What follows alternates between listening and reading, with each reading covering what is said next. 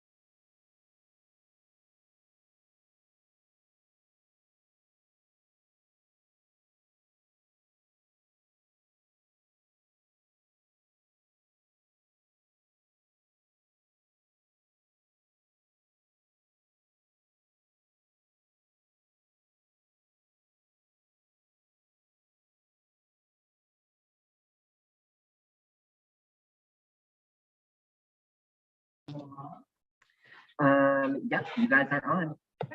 Good evening. Welcome to the town Hanover special meeting of March 1st, 2023. It's nice to have some fun with the work for the town. So the first order of business, public comment. Hearing none. This is our second budget hearing. Potentially 2 or 3. We'll see how far we get tonight. And last night we heard from half of our departments. And tonight we're going to hear from the others. Remember, a few other boards are taking one department, or taking one department, we have a specialty department. They'll be using the discussion for that. And I'm up first with fire. But, Chief, welcome. Well, thank you. Thank you. Let me just first start off by thank you for an opportunity to actually speak in person. We were all had a little bit of Zoom fatigue, although I learned some lessons. But traveling and some cases. On behalf of all members of the fire department, really appreciate the opportunity. I'm coming up on 80 years out of another time, but I especially have 14 really about that. And we made a lot of changes, and you have been incredibly supportive. Just right there next to us.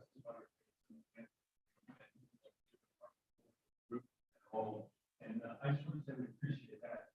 And I probably sound like a broken record, but we know where I came from. The budget process been all about 29 years. Budget cuts where we were 2.5, 5, 7.5. And we had 25% of people.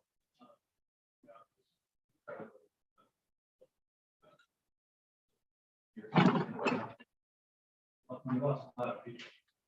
It's such a refreshing way. Just for folks who don't know it, we sit down with Julia and Tina. We all line up line of that. And it's just a really intelligent way of dealing with this question. Now we're here for you to scrutinize it and answer questions you have. I know I don't have my staff here to review that budget. They each have some specialties. And if I can answer questions for you, email out.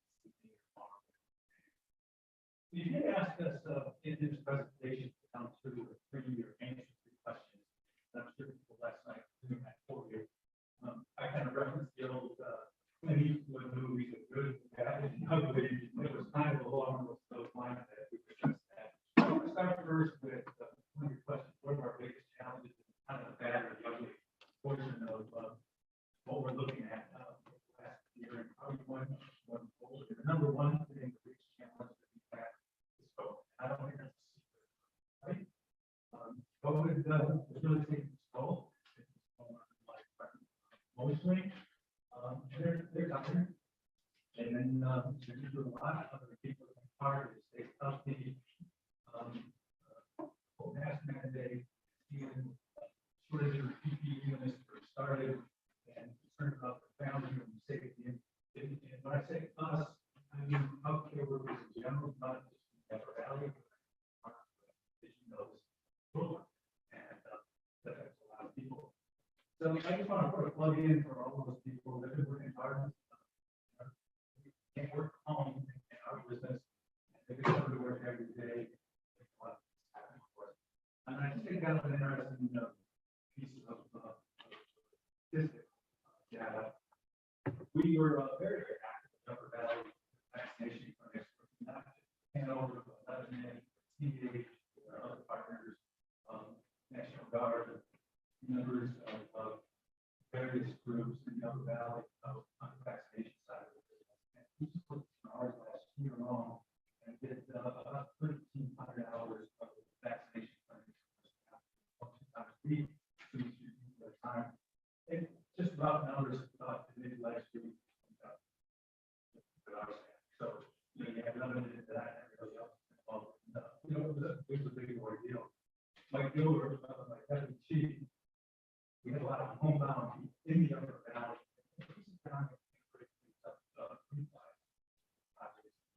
He took care of driving everywhere from Orford, down the Plainfield, out to Canaan, take care of, people who are homebound.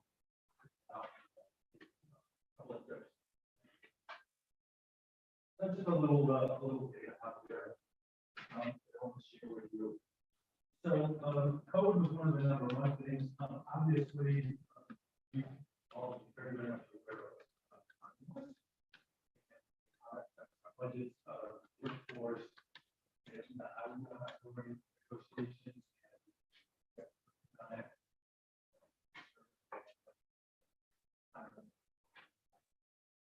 As far as trying to deal with the CPI running at that 6-7%.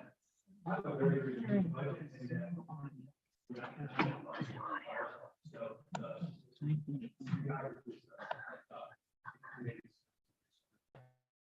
So, years, it's very easy to stay within.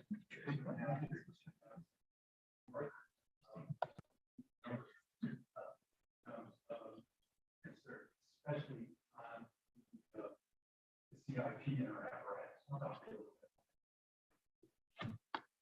Years of data force. Certain there, and that our suppliers are basically, in the future, to look at a 6% increase of apparatus. It doesn't sound like a huge number. But take an example like our ladder truck for 30 days, and current price of that today is about what you start at 6% of that every year. How about that? Pretty significant number. And hopefully, it's just not sustainable. We buy an apparatus, and our engine we have three.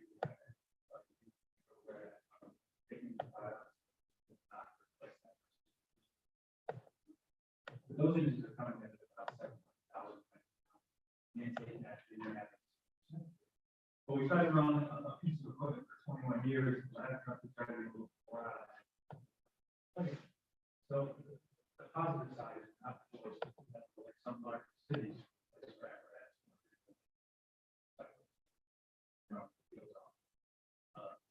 Call line and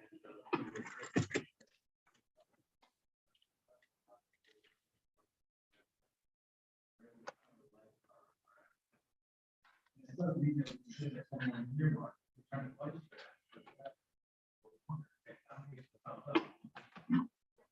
She started on 10 years. A little bit different than some of the vehicles that run a little, they go a lot more loud. And I think the one real concern I have, this is a flood, is I used to say to people who got promoted, we didn't come up to speed.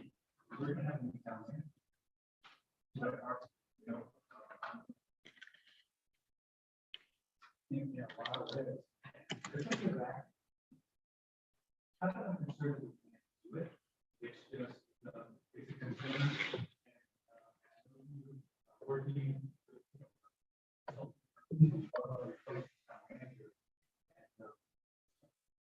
Julie, I wish you very well. It's been a great part.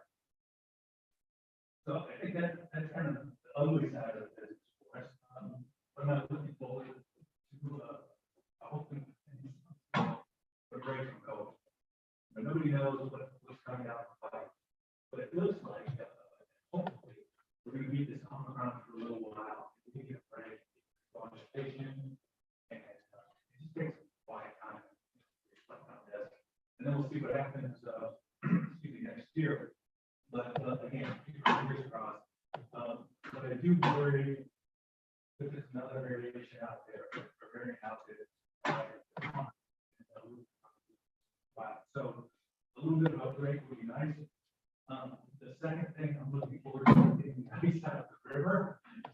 We've been just inundated with the very year, and when the river froze, it was absolutely gorgeous. It was probably 8 or 9 inches. Right? We had people out there in the hundreds skating on the river.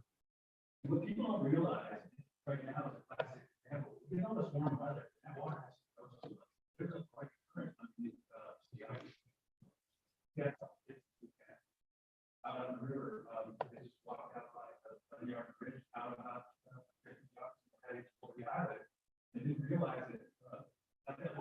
some open water, and if the sewage treatment plant comes in, it's a little warmer water.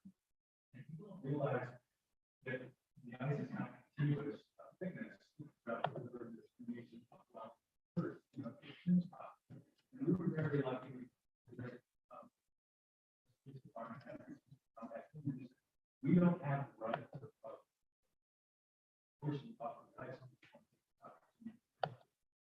With some of the water, you know,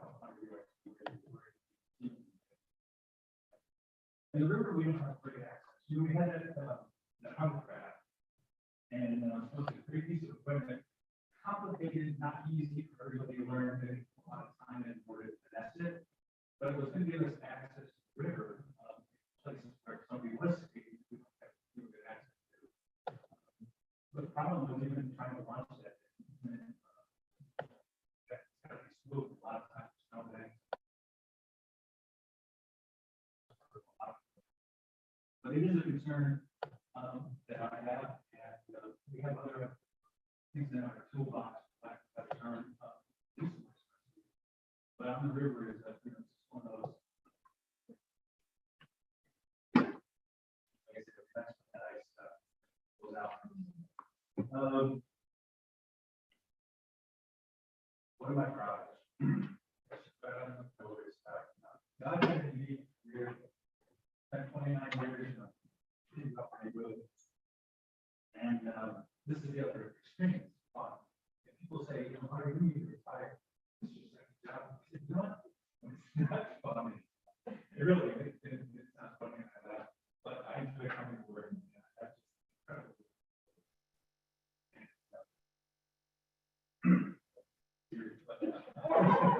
It's fun. And not only here, but in the upper valley, we have a team. When we talk about regionalization, everybody has their own little style, deals with, you know, their own town and their budget. But the fire service is unique.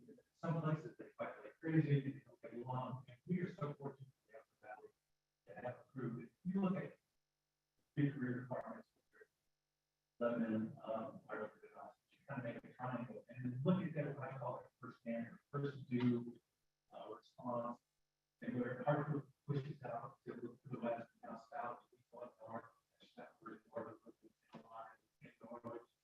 the Lebanon is going out of playing field, and South Canyon, and look at that area. We were incredible. We won a lot. Any kind of operation or fires, we need each other to bring that group together. And you have a tremendous amount of respect. I just wanted you to know that the Upper Valley, from the perspective, it works. And it's a tribute to everybody coming together and understanding each other in order to support the state fire. And the other thing that's really working really well for us, we look at some of our partners. We still have the Upper Valley Wilderness Response Team, familiar with them. It's the rescue. No, we'll keep that. Yeah, we're trying to get the same. And they do about somewhere between 30 responses. Answer, and they were over the tolerance to organization. And several years ago, we brought in the fire department that and we were grateful for the relationship. The look at special operations side of the business with us, majority of what we do is obviously restaurants. We got the population really not outdoors a lot. For some reason, the last 2 years, and maybe it's COVID related, but people were home. We thought we were going to be running a lot more incidents, but they go on the streets. So we were able to work with them and build in this service. But our paramedics get out, and so people that are first out in the woods, with a high hand couple hours, and longer, I really never found that.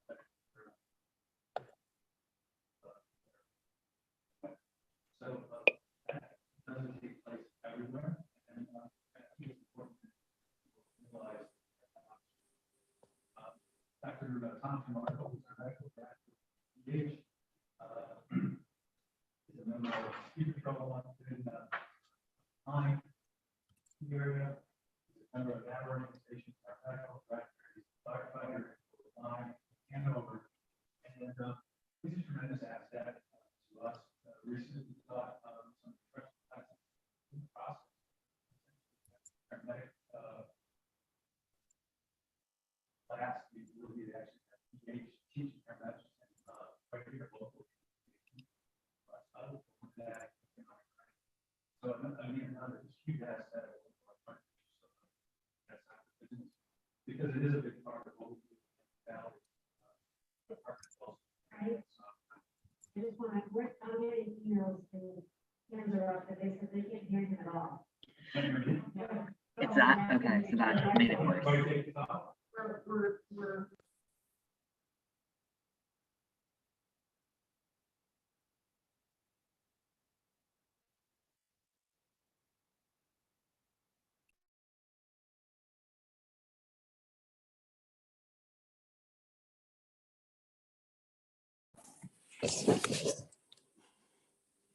Now we can't hear anything.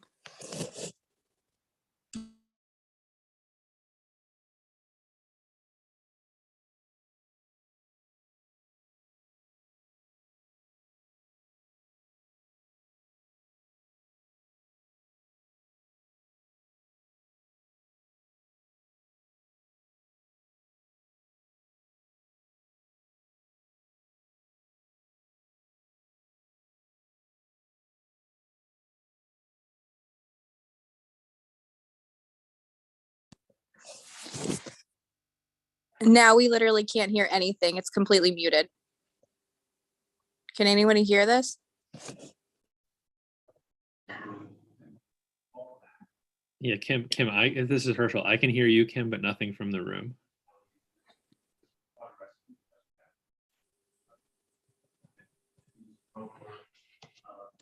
We had a couple of very, very good results. They're high risk, low frequencies. And we know in the next year, just after that, we went up to COVID. I don't know if that story actually went very, very unique situation of municipalities.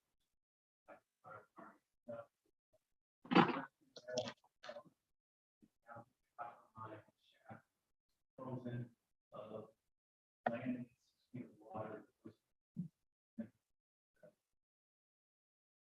Let's say we're not going to do this outside.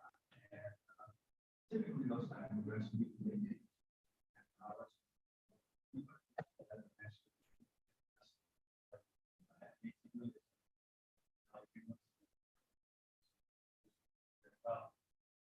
I point this out, another one. Fire departments in the valley. Still have the ability of their but off, and this goes to everybody. We can exercise that side of them.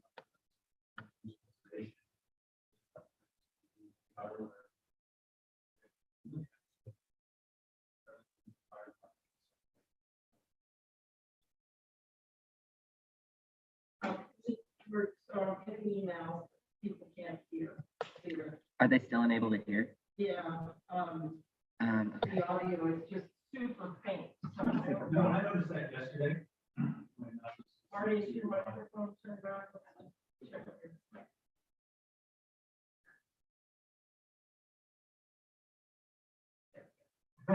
Was that it? That's good. That's a little better. Pull it even closer to you. How's that? Pull your mic. Oh, my. There you go. Now, it's still not. Great. Yeah, it's still not fantastic.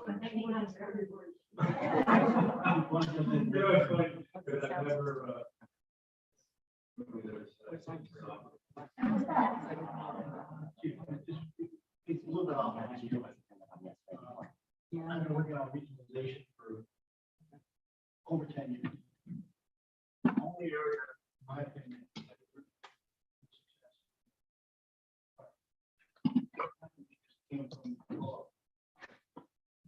down after the Selectboard, saying, you guys get together. Came from below, that's why it's so successful. You were part of you're one of the personalities that don't make that happen. It doesn't happen by itself. You said, someone you need. Particularly in Florida. So, congratulations. Thank you. And they're going to, everybody. Valley is not a one-man show by any means, and the ability for us to come together really by need, and the ability, we just need the manpower, the personnel at the fire scenes. So thank you for that. So, Sorry, Marty. Yeah. They said they still can't. They Still can't hear. hear. Before you get to the budget numbers, now- Peter says it's working now. Okay, We'll get back to the budget now. sorry, guys. I apologize. It's. you Oh, know, no problem. Peter and I are trying to figure this out without Chico and yeah. Okay, Go ahead. go Marty. no, Marty, I was just gonna put you on hold until they got the volume straight. So the volume straight, please continue. This has been fun. Thanks for bearing with. Oh, So, you were talking I guess COVID, enough and, of that. I wanted to answer those 3 questions. I hope I haven't been too lengthy in doing that, but I wanted to try to meet that expectation with those questions and we could get to the budget. So I did give you guys three pieces of paper that weren't in the budget. And the first one was just call volume. And I'll just kind of bring this up. Recently, probably within the last month, we had several inquiries from the media, just curious about what our call volume was with relationship or in regards to COVID. And what was unique is both Lebanon and Hartford are running significantly more runs. A lot of it attributed, I think, to COVID, and that especially, for instance, like in Quechee and over in that area where they had seasonal housing that's been around year round. We did just the opposite. Our run volume is down about 300 because our population is based on the students and the students were here. So we saw just the complete opposite. It's just kind of a little unique thing. So we're typically running around 2,000 runs now. If you went back and you'll see that, and we dropped about 300 runs. I don't think that's, it's been that way for 2 years. I think as soon as we start looking at our numbers, our projections are back up into the numbers that we've been normally running in that 1,900 to 2,000 runs. So it's just a sheet that we put in there. We're tracking these a little bit different than we have historically, only to get in line with a national reporting system, and that's the way we do it. So nothing really unique there. And then on CIP, I know Peter's going to chat with you about CIP. We used to do our own numbers, and then Peter has the entire town. So there's 2 sheets that I gave you in regards to CIP, and I mentioned earlier about the ugly or the thing that concerns me most, and you'll see some numbers there. This is not an emergency. We're in great shape. This year, we don't have any really large expenses. One of the pieces of equipment that we are going to purchase is a new utility truck. It's due in about a year and a half. We've asked you to put the money in the budget this year just because of the difficulty and probably the projected difficulty of purchasing a vehicle. And we're going to look at that. But the idea is we have the 2 engines up in Etna, and one of them we are not going to replace when it wears out. And we want to replace that with a 10-year-old utility. The purpose of that is I want one full-size fire truck in Etna and a second vehicle that we can tow with and utilize for EMS runs. I don't need to take a full-size engine out on the road, especially with some of the driveways up in Etna, 4-wheel drive and the older vehicle. And again, we're trying to get 20 years, 10 on the first line, 20 on the second, and replace basically a vehicle that is considerably less money, maybe in the neighborhood of a $500,000 range. And then set that vehicle up in the summer months for what we anticipate with climate change is running more forestry related incidents. We just did our I'm sorry, what did you say? forestry related, brush Forestry fires related. and things Okay. along those lines, which traditionally has not been a big issue in New Hampshire going back many years. But we're seeing drier, we're playing in this drought, moderate, mild drought situation. So again, part of my job is to look in that crystal ball and say, hey, what's in the future? What's coming? And we've purchased some additional forestry equipment to kind of look at that and be prepared for the future. And I think that's a good use of a piece of apparatus. And again, just trying to get the life expectancy of stuff and extend it, especially because of cost. So that's in the budget. If we don't need to use it, we won't, and we'll just push it off and just not purchase it. But that's really the only big ticket item that we have forecasted until I believe it's on the fire side, FY 27, when we would purchase another engine. And again, trying to get that rotation where we're buying 1 of 3 engines every 7 years and putting them on a 21-year life expectancy. So we're in good shape there. We just purchased 2 new ambulances in the last year and a half. We try to run those for 10 years. Crazy money with, I think the last combination of the ambulance with the striker, the stretcher combination load thing, they're running $350,000 to outfit an ambulance. It's just stupid money. And again, we're in great shape for the next 8.5 years in regards to that. And so Peter ran some numbers for you in regards to that. And I spoke earlier about the ladder truck down the road and having to bond that. And again, if we are able to put some additional money in either from undesignated fund balance or something like that in our CIP, I think that's a smart move as we go forward and try to nip that in the bud if we can. But I don't expect you to solve that problem here tonight. And we've certainly had conversations about it. So that's really all I have in the presentation. I think our budget numbers are pretty solid.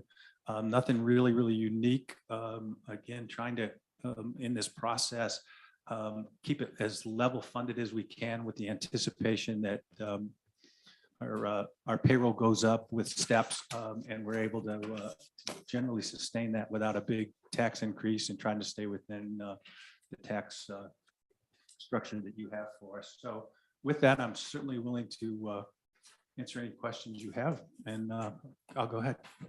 I was curious, Chief, I'm interested in your back of the possible forestry truck. What interests me is, does that, and it makes a lot of sense to me that's the future. Right. Brush fires, forest fires, those kinds of things. Would that also require some special training or workshops and so forth for your team? No, they're trained and we work with a smaller version of this right now. We have the ability to take the current utility. We have what we call a slide-in tank that has a pump on it. We use it on our UTV, and they make a bigger version. You'll see the forest rangers and some of our neighboring departments also that with the slide-in tank where it slides in the back of like a pickup truck. This is a smaller version of that. Those units are relatively inexpensive, $10,000 to $15,000, and you can convert a vehicle and use it in the summertime. And then when things freeze, because these things, you don't want them in this type of weather and you don't need them, you take those out, put them on the on the shelf, so to speak, and put them back in when you need them. Thank you. Mhm. Any other questions? Yeah, Marty, in the budget binder, which on page 94, which is your first page, you get into the fire districts 1, 2, 3, Mhm. and the difference increases. Could you just explain what's driving the differences? Well, my understanding is, and again, this was before my time, and Julie, if you want Changes in to. the assessed valuation. So the assessed valuations in the 3 districts don't change in absolute parallel bill. Some areas see more increase in assessed valuation than others. And so that's why you always see this variation in the decrease or increase of the tax rate across the 3 fire districts. It all has to do with changes in each individual district's total assessed valuation. Thank you. See, Julie, you can't leave because I wouldn't have been able to answer that question and you would have put tremendous, your replacement. Yeah, Barry could answer it. Tina would have had to grab that one. She was saying, yeah. Oh, could have some fun, right, Peter? Yes. We're not having fun. Okay, any other questions relative to fire before we move on to ambulance? Ambulance. So ambulance, again, is very similar to last year. I really don't have anything unique. We're not purchasing anything. It's pretty much copacetic.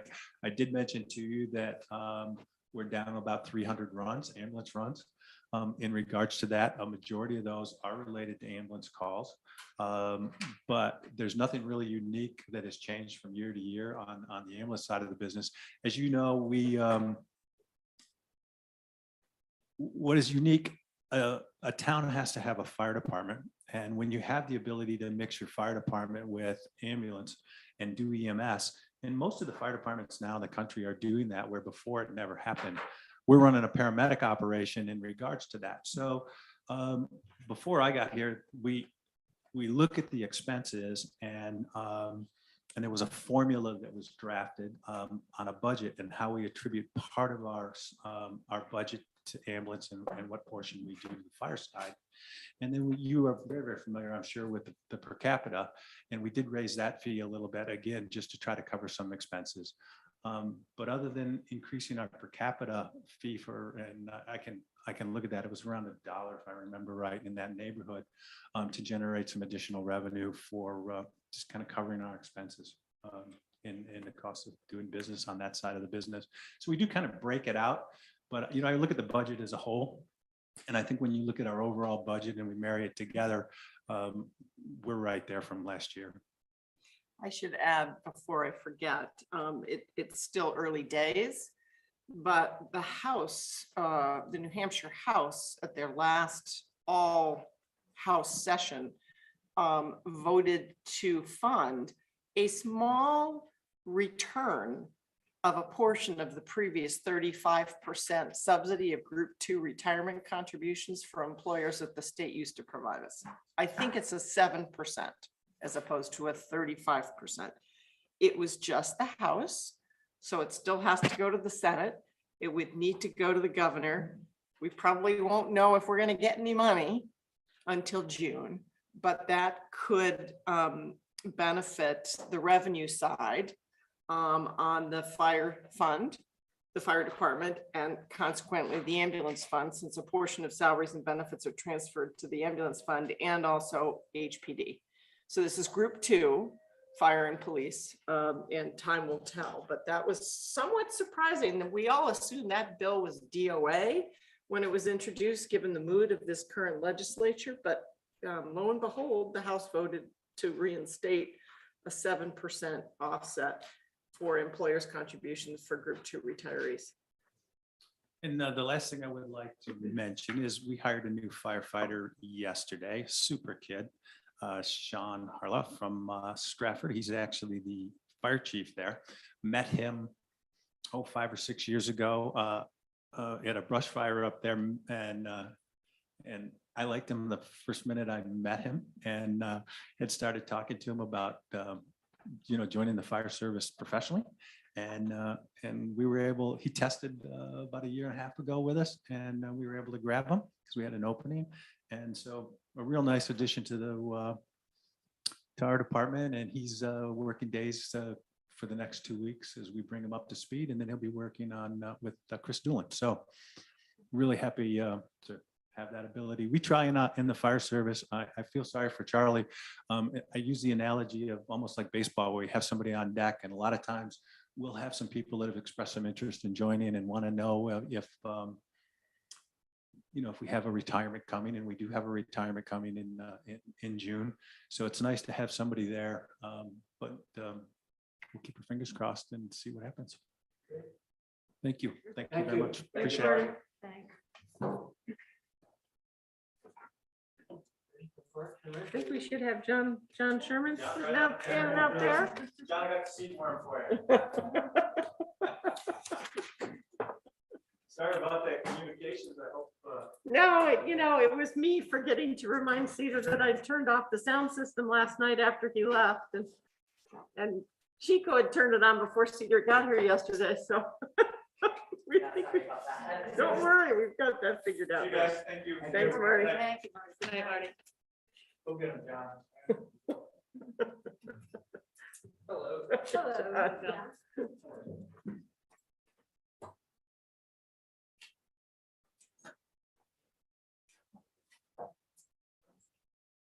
Hello. Thanks for waiting in the wings, guys. This is, I Oh, no know. problem. Yeah. John, well, welcome. I'm the point one from the select board on your department. So Yep. welcome. You've been here before. Yes, it's But great to be back in person. yes, it is. We're glad to see you, mostly see you, your Right. face. So again, in your presentation, as we've given the heads up to the other directors, if you could, kind of just integrate the biggest challenges, what you're looking forward to and what you're proud of, and just give us as many facts as you need to share with us, and floor is yours. Sounds good. Great. So biggest challenges, again, like everybody's facing, is the pandemic itself. Just getting everybody back comfortable meeting in person. Everybody got zoomed out pretty quickly during the pandemic. So, in person was the way to go. And, we had varying successes with that. The biggest struggle we've had, and a lot of departments are facing this, and that's with staffing. We have advertised many of our positions, gone through the process, kind of like Charlie, you get all the way to the process of offering the position to somebody, and then they turn it down. So you gotta go, that's the boat we're in right now, one of our full-time positions. So you just kind of start from the drawing board again and start all over. And that's the full-time staff. The seasonal staff, I think, is actually worse. On the OST side, with summer camps and cast, we are at the bare minimum. The first year of the pandemic, it was great. We had so many college kids home that we never had we had people coming to us for work. Last summer, really bad. We were able, because we didn't have as much going on in the community center, to use our full-time staff. So we continue to do that with the after-school program. Where like Liz and I are in the after-school program on a daily basis. Just because we have to, have run a safe and fun program. So we just embed a lot of the full-time staff in there to rotate that around and make sure we're offering, a good service to the community. On the ground side, we really struggled last summer with seasonal staff. We usually have 4 seasonal staff on the ground side. We have 2 6-month positions and 2 that are here just for the summer. We couldn't even fill those 6-month positions. We had 2 guys that were with us for basically the summer months, and that was it. And on top of that, one of the 3-time full-time guys was on active duty for the whole year. So we were down to 2 full-time guys, 2 very seasonal guys, which meant these 2 guys were basically by themselves for, spring, fall, and winter. So I give them a lot of credit to really be able to keep up with getting everything done. We didn't do a lot of extra, but we were able to, maintain what we had already. So that's been our biggest struggle coming into this, is just that staffing issue. And hopefully this summer, we'll see what happens. So it'll be interesting. We'll be starting our advertising for, our summer camps and stuff soon for seasonals, because we try to get that early for returning staff, so can at least lock that in for kids that are coming back for the summer from college. So we usually start that later this month. So hopefully, we'll get a little bit of a insight as we start that process. On the programming side, the biggest struggle we've had is the senior programming. That's the one demographic that's been really hesitant to come back. And it's really the older seniors that would do our lunches, bridge program, things like that.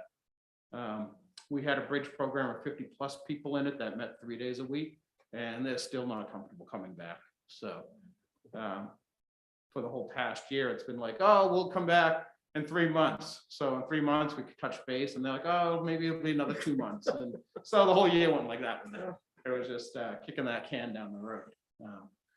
So they're still not back. So we'll see. The active older adults, which we kind of consider the younger seniors, they're back and they're happy. They're coming to line dance, and they're coming to our fitness classes, our painting classes. It's really that oldest demographic of the senior citizens that are still, not ready to come back yet. So that's been our biggest challenges over the last year. And I think of all of our departments, John, Parks and Rec is the department that's had to do the most adjusting during COVID. How the library certainly did, but given the range of programs that the Parks and Right. Recreation Department provides all over the map, I've never seen a group have to pivot on a weekly basis as much as John and his staff have. Right. It's been a really sort of wild ride for Parks and Yeah. Recreation. And in our terms of operations programs. change completely by the seasons. So each season I was reinventing everything. Like the sports programs, spring and fall sports, they went off really well this year.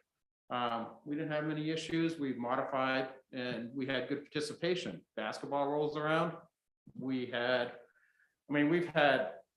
4 to 5, 7, 8 boys basketball teams in the past. And this year we had 2 small teams.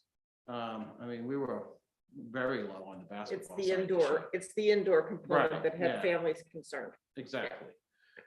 So each season it's like completely reimagining, okay, how are we gonna do this? And I think one of the biggest frustrating things for staff is we come up with great ideas and then we come up with 20 other ideas on why it's not a great idea. Or we'll plan something and then a new variant comes out or things start changing. We're like, okay, we thought it was gonna be good this time, but it's really not a good time to roll this out of it, so. Just kind of rolling with the punches over the year, so. We've been optimistic and we're optimistic right now with our budget presentation that we put forward for FY '23. We have a 12% increase in our budget this year. But that's really driven because last year we had a 12% reduction in our budget. We had administrative assistant position that retired in June of 2020. We didn't fill that immediately because the community center was closed. We didn't have the immediate need for it. And then going into FY this fiscal year, nobody knew what was going on. So we didn't want to fund the position. So we completely left that. We didn't even fund that at all in the budget. So that's back in the budget as well. So that's really the driving forces for any of the increases in our budget this year. Most of the other lines pretty much the same. The only other line that saw a big increase was the grounds contracted services. And we added 12,000 in that line to deal with the emerald ash borer mitigation. We have emerald ash borer in every community around us. And the problem with emerald ash borer is once you find emerald ash borer, it's already been well established and the trees quickly go into decline at that point. You've seen that in, the bigger communities like Concord, where you just drive down the road and it's just dead tree, dead tree, dead tree, because problem with ash tree is it was one of our favorite street trees. It was the perfect street tree, just like elm trees were up until the point when they weren't. So we have about 11% of our urban forest is ash trees. So to mitigate the emerald ash borer, we have a 2-prong approach is removals, and when we remove, we'll replace. But we want to do that over a phase time because you don't want to just go through and just cut them all down. You kind of want to do a little bit here, a little bit there. And that way you can replant and you don't have just a whole bunch of brand new trees throughout the town. The other thing we're doing with emerald ash borer is inoculating the trees, which is the same approach we're doing with elm trees, where we inoculate them. So elm trees, it's a 3-year cycle, so you can get a little bit more, whereas emerald ash borer, it's a 2-year cycle. So every other year you have to inoculate the same tree. So we're putting that in place. We started that 1.5 years, 2 years ago with the emerald ash borer. So that's a 2-prong approach to mitigate that. And hopefully, once we do get emerald ash borer, it's inevitable, it's probably here now. We'll be in better shape to handle it. It's not going to be a big crisis where I'm coming to you and saying, we got all these trees we have to remove right now. So trying to be a bit proactive on it. So these are the biggest differences in our budget this year. And then the last question was, what are we most proud of over the past year? Again, like I mentioned earlier, where we had to reimagine everything, whether it's the pandemic or weather changes that we've been seeing in the past history of the pond hardy, where we haven't had very good success with that in recent history. because of weather. We reimagined our winter activities, and this year we brought about the Home for the Holidays in downtown, and that was great. It was over 2 weekends, it's like 6 events over those 2 weekends, and very well attended. Everything from the silent disco to multiple things on Allen Street, we were able to close it down and bring that, Christmas fair type village to town. And that was a lot of fun. We had all the little huts around there, and we did movie nights on Allen Street. So that's definitely something we're going to be returning every year. I think it's going to become an annual event for us, just because it was so well received. And we brought all the extra lights to Main Street and Allen Street. So we have a lot more decoration that's going on. And we've actually purchased additional lights. So we'll expand on that next year. It's really going to be something next year to see. And got them on sale. Yes, we got them on sale so. After holiday sale. Yeah, they had a big 33% off sale. Yeah, we had coupons, yeah. Yeah, so we clipped our coupons. Right, John alerted me. I've got coupons and now they're marked down. Should we Right. do it? Yeah. That was a significant savings too, so that was nice. Yeah, so that was great doing the Home for the Holidays. OST programs, despite, the staffing issues, we've never canceled OST for any staffing reasons. We've always been able to run it throughout the whole pandemic. We were one of the few towns that first summer to still offer summer camp. Did a ton of work to make sure we had all the proper procedures in place to, mitigate any risk for people. So yeah, OST staff really coming together. We have a huge wait list still for OST programs, whether it's summer camp or the after school programs. So huge need for that. We've seen that locally with, the task force for childcare in the Upper Valley. Just regionally, there's a huge need for more childcare. So we're very cognizant of that. So we always try to make sure our programs are running to meet that need for the community. On the ground side, we've been, as time permits, last summer wasn't great because of the staffing, like I said, but we've been changing our landscaping practices over to focus on native pollinator gardens for our landscaping. We've done that at the community center. We've been doing that at some of the traffic islands and roundabouts. And that's just a great way to kind of educate the community on the importance of pollinators and, using natives. So that's been a lot of fun working towards that. There's actually just like the Arbor Day Foundation has Tree City USA, the Xerxes Society, which is for bees, has a Bee City USA. So I'm working towards meeting the criteria for that, so we can actually become a Bee City USA as well. So that'd be a lot of fun. Something I'm definitely interested in. So it's nice to, kind of work towards this, and it fits right in with the town's sustainability plans. So that's great. And really, the biggest thing is just the way our staff has come together. Like Julia said, we're reinventing everything every season, and everybody's been positive, taking the challenge and rolling with it. And when we come up with the ideas, like I said, that don't work so well or can't be thought through, we just move on to the next. So really proud of the staff for being able to just come together and roll with the punches. So, yeah. John, just one clarification on the budget. With you're adding $12,000 for the ash borer related issue. I assume that's going to be an add-on next, just continue, because you're going to have to need money over multiple years to do that, or? Yeah, and so we added the 12,000 in based on how many trees we can usually hit with that. We'll put that out to bid, and I'm hoping we'll get a company in that, can say, okay, we'll want to contract you for 2 weeks. And they can just come through for 2 weeks, and we'll give them the list of the ash trees we want. And by having them here for that amount of time, they can just hopefully hit those trees and see how many they can actually get. But I think, John, I think it's safe to assume, Bill, that this will be an ongoing. Yeah, that's all. I budget. just- I Yeah, think oh that's- yeah, definitely. Yeah, that's all.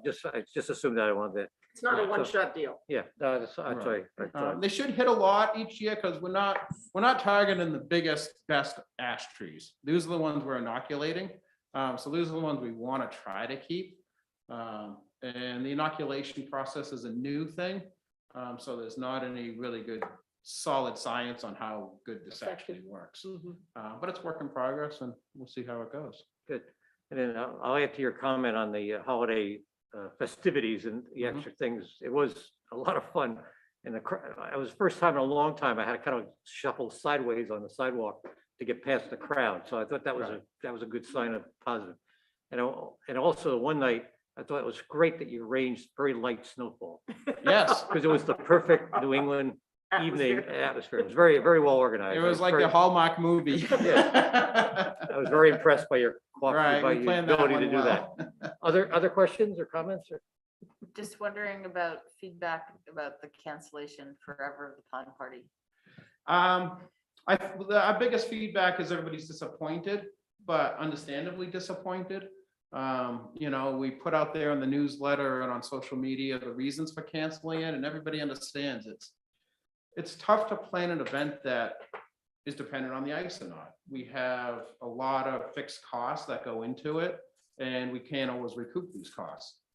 So when we pivot at the last moment to change it up, it definitely affects attendance, and then we have money that we put towards buses and different things that aren't really utilized.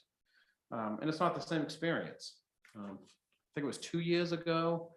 The last time we ran the pond party was an hour before the event where the ice was deemed not safe.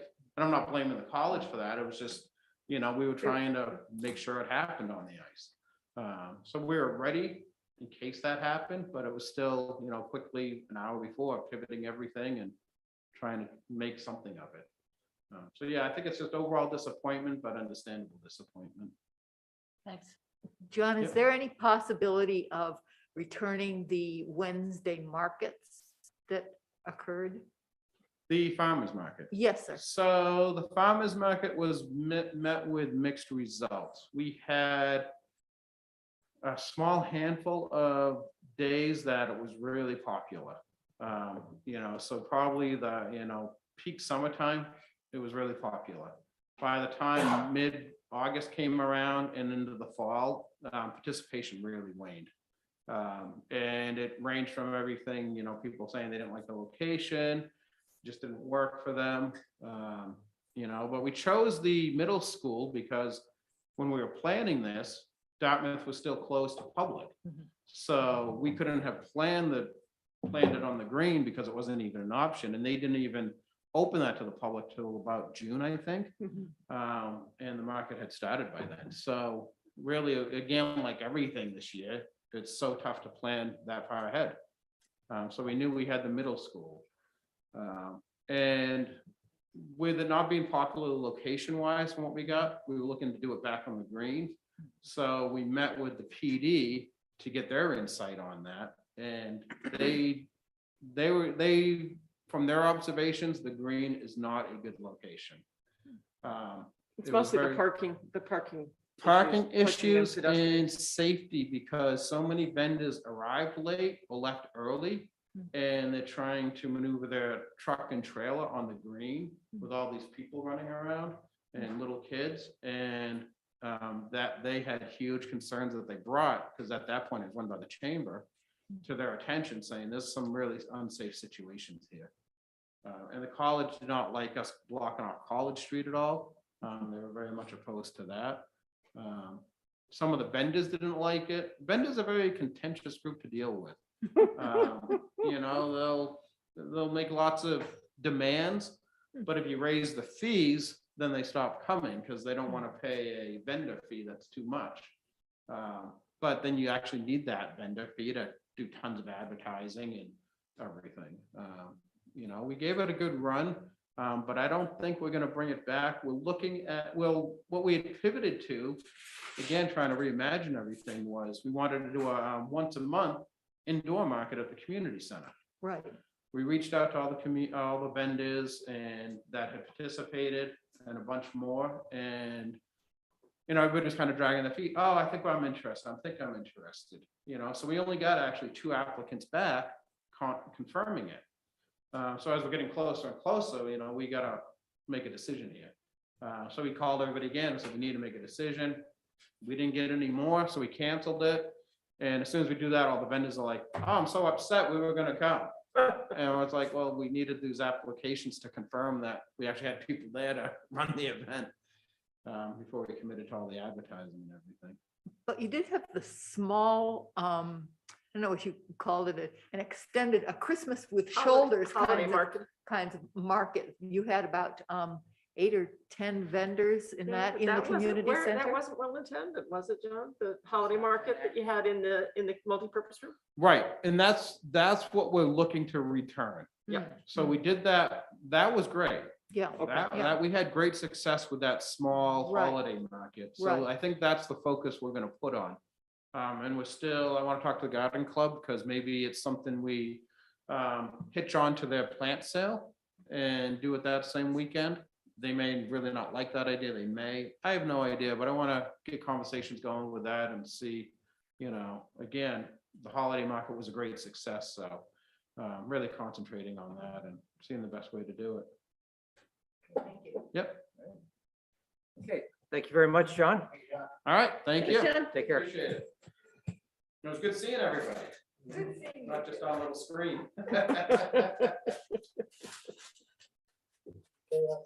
It's, you Yeah, see, Pete's right there. Pete's right here, yep. Thanks, John. Somebody had snack.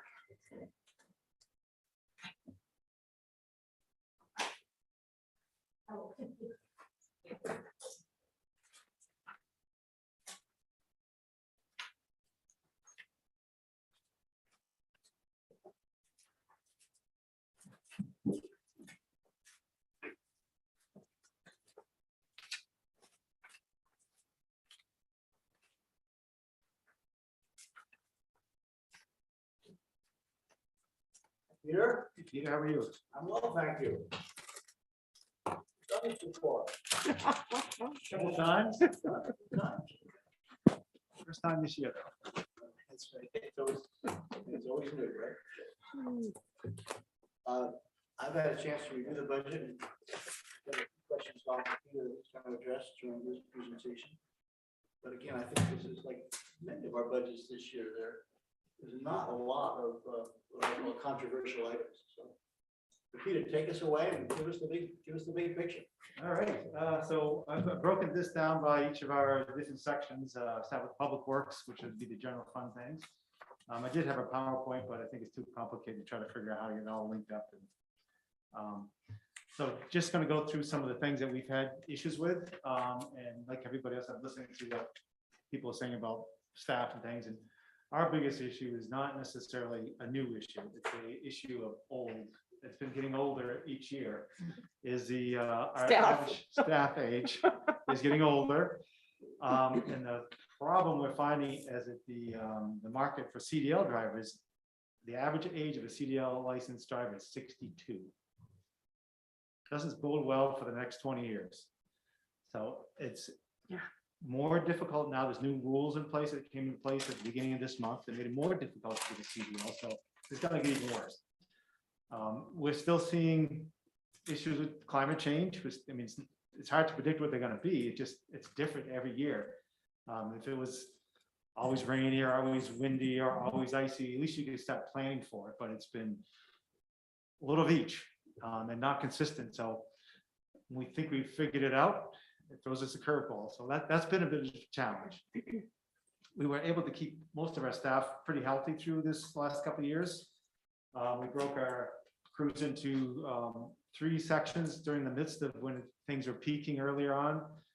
Just in case we had a group that got sick, we wouldn't lose everybody at once, which there was some times it was pretty tough with until the vaccines were available.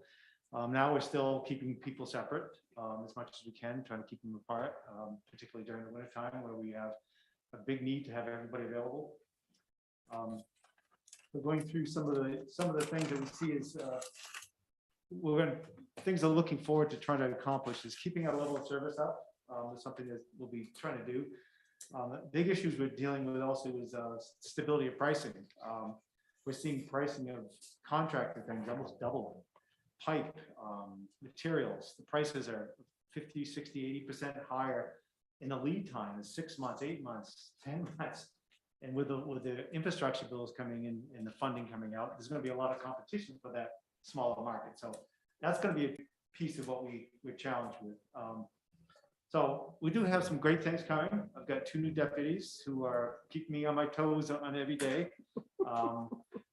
Planning is going to improve a lot. I already have a lot of good planning already started on how we're going to try to accomplish a lot of these projects we've been talking about for years. We've moved a long ways into renewable energy. Last year, we were about 92% of our energy that we consumed, we generated on site. So for vehicles, not for vehicles, but just for buildings. So that's electrical energy. So that's a big step. Over time, that obviously goes down as our panels lose their capacity over time, but is also as we convert our buildings over to heat pumps, our electrical demand goes up. But it's not going up as fast as we expected it to, because we've spent a lot of effort and money on energy efficiency. So we're seeing that pay off. So we're seeing drops in the energy consumption, even though we're converting our buildings to electricity. So we're seeing a good, that making a big difference already. A couple of projects we're looking to try to do this summer or this year. I'm not sure they're going to be done this summer. As we look at this current year's capital budget is to replace the apron and the roundabout at Reservoir Road. It all depends on what happens with Dartmouth and their housing, whether they're going to go or not, and whether we build it before or after, or what the time frame. So at this point, we're just trying to figure out what to do. And then we may wait on that just until we have a better sense of what's going to happen. At the same time, we have to look at that stretch of road where the asphalt's delaminating. We've got some issues we have to deal with that. We have a couple of projects that we are expecting some earmark money for. One is to change all the utility-owned streetlights to LED that we would own. It would cut our streetlight power consumption by 40%, which is a big chunk of money. It's the single biggest, besides wastewater plant, it's the second largest consumer of energy of any of our facilities. But we still don't know when the money's coming or what program is coming from through. So we're just waiting for the money to hit the bank, and then off we go. The other one is another earmark is the mixed use path between Verona and the schools on Reservoir Road. We don't know the timing of that or the program either. So that's something that would be a cross-country path that would tie into a sidewalk that we've held off finishing on Verona until we knew what was going to happen there. So that project will kick off here, hopefully in the next 12 to 18 months. Then the big project we've been working on, it's do with energy, is hopefully we can launch the Hanover community electricity or community power. Hopefully this time next year, we should be in the home stretch. Still a lot of work to do, but that's where we're headed that direction. I think we're going to get there. Just it's been a little painful at times. And Peter's an alternate on the board. He serves on the risk committee. We spend a lot of time deliberating pieces and parts with the board. And we're making good progress. It's just there's a very complicated situation, just set up a nonprofit that's going to be able to try to manage 18 different communities, demands, and everybody's at different places. So it's been a little bit challenging just to keep people civil, let alone work in the right direction. So we've not only have we seen a reduction in our consumption of building energy, we've seen a consumption of vehicle energy, and partly it's driven a lot by our fleet using a module that goes into the equipment. It's called Network Fleet, which is a device that actually allows us to track our vehicles, where they are, how fast they're going, where they've been, are they idling, is there a problem with their some module inside the vehicle. So we've actually been able to cut our energy steadily over the years, just because we can actually pay attention to what's going on. It's been something broke down. Why did it break down? Now we're saying we get a warning. Something is a problem. We can fix it sooner than previously. It would be something broken down in the side of town. Here we get it before it leaves the yard. Last summer we completed 3 bridges. 2 of them are listed. We got 1 more red listed bridge, which will be sometime this summer. I just talked to the contractor this morning. The deck is already poured, ready. We just need time to coordinate when to do it. So sometime in June timeframe, possibly after school gets out. And there's a second bridge I'm going to probably try to tackle this summer, the one on River Road. There's a culvert. It's called a culvert, but it's really a bridge It's a lot worse than I thought it was, but it was on the list, so it's within what we had planned to do. We've upgraded all crossing electric, all our signalized intersection pedestrian lights to audible lights. We're one of the few communities in the region that has them. So you push a button and not only can you see it, you also can hear it. So if people who are visually impaired can actually find out where to go and know which direction to turn. And so that's a big step. We've also upgraded the drainage and we built the road on Chase Road. That was coupled with money from the college related to the indoor practice field. That was a project we did this summer. So those are some of the accomplishments we did through the public works side of things. I'm going to touch into, I'm just going to go through all these things. We can come back through anything and stop me when I get into depth too far or you want to talk a little bit about it. And I'm going to go through Peter's questions. Hopefully I can hit a lot of them as I go. I just want to go back just a Sure. couple things. The multi-use path where we get a few $100,000 from 350 for the Verona sidewalk and the MUP through Grobrook Path. Is that something that we can do design on now? Or, I mean, because it's right next to Grobrook, there's wetlands. I mean, what's involved? We don't know which program, so it's hard to really start a design until we know which program we're. Which agency is Yeah, and then administering you the have money? different requirements. We certainly can do a conceptual layout. This was something that Rob and the bike ped committee put together as an idea. So we'll have to sit down and figure out what's the route. So at least have a concept beyond just, we know we're going from point A to B. That's about all we have right now. It's Yeah, A to B. there are a lot of neighbors in there, so I'm just putting Absolutely. it out there Yep, that yep. you've got sewer, you've got. Yep. Does the water line go through there too, or just sewer? The water line does not go through there. And from experience, there's really important ski trails. And there's a lot of ski trails through there, yes. Trust me, Rob's on that, So- Joanna. This Yeah, is Rob's idea too, so he's Well, gonna take I a mean, lot of the- it goes back to the safe routes to school. Right. Right, The- it really is. The plan that right. was done back in 2011 and then 2013 when we Right. did the bike walk plan. So it's awesome that it's coming to fruition, but It's- it was just a sketch. Right. it's just So a- it'd be just a nice to line have through the- details as soon as we, when you can do that. So, Right. Thank you.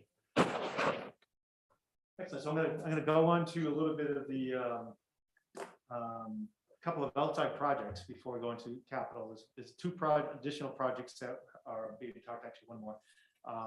Some funding that we've been talking to the college about is looking at the green and looking at some of the concepts that GPI came up with, looking at the improved parking, improved bike access around the green. And the first part of the project we would tackle would be the College Street side from not on Wheelock. We're going to stay off the Wheelock to begin with. To College Street to the Wentworth intersection, looking at improving the parking area, redefining that edge so it's not just dirt and some grass. Trip and fall hazards. Put a single crossing point in the center with a raised crossing and putting in some, we're looking at some baller devices that actually activate pedestrian crossing as opposed to buttons, because the buttons don't seem to be, students don't know how to push buttons, I think. So this is something they don't have to push, you just walk. So we're looking at that. Can we not have flashing lights on that? Well, this is something we're gonna have to work through exactly what we need to do. Yeah. And there's still a question about how do we make it Well-lit safe? How do we crossing, make it, but, how do yeah. we make it visibly aware so people know there's a person crossing, not just something there that might work. We certainly haven't decided on exactly what's gonna do that. There is a group that's gonna be working on that. We had planned to do that between commencement this year and when students came back in August, but it sounds like there's gonna be potentially a second commencement in the beginning of August, so it doesn't sound like that's gonna work this summer, but we may have doing the sidewalk, so don't know for sure which is gonna be done, but that is a project that we would start, and we would be working with the college of funding, with concepts, and timing of finishing their projects and trying to get this done between all the different things going, all the activities going on. So that's a project that funding may or may not happen this coming fiscal year, depending on when the timing will work. So I'm going to touch a little bit on the LED lights again. There's a few steps we have to do first. Before we can actually put the lights up, we have to pay for the old lights that are already on the pole. There's a retirement cost. Undepreciated asset is what the PUC as well as Liberty calls them. The value of what's remaining of those assets are not what they say it is, I don't believe. So we're going to have to negotiate, trying to bring that number down, which will allow us to do more with our lights.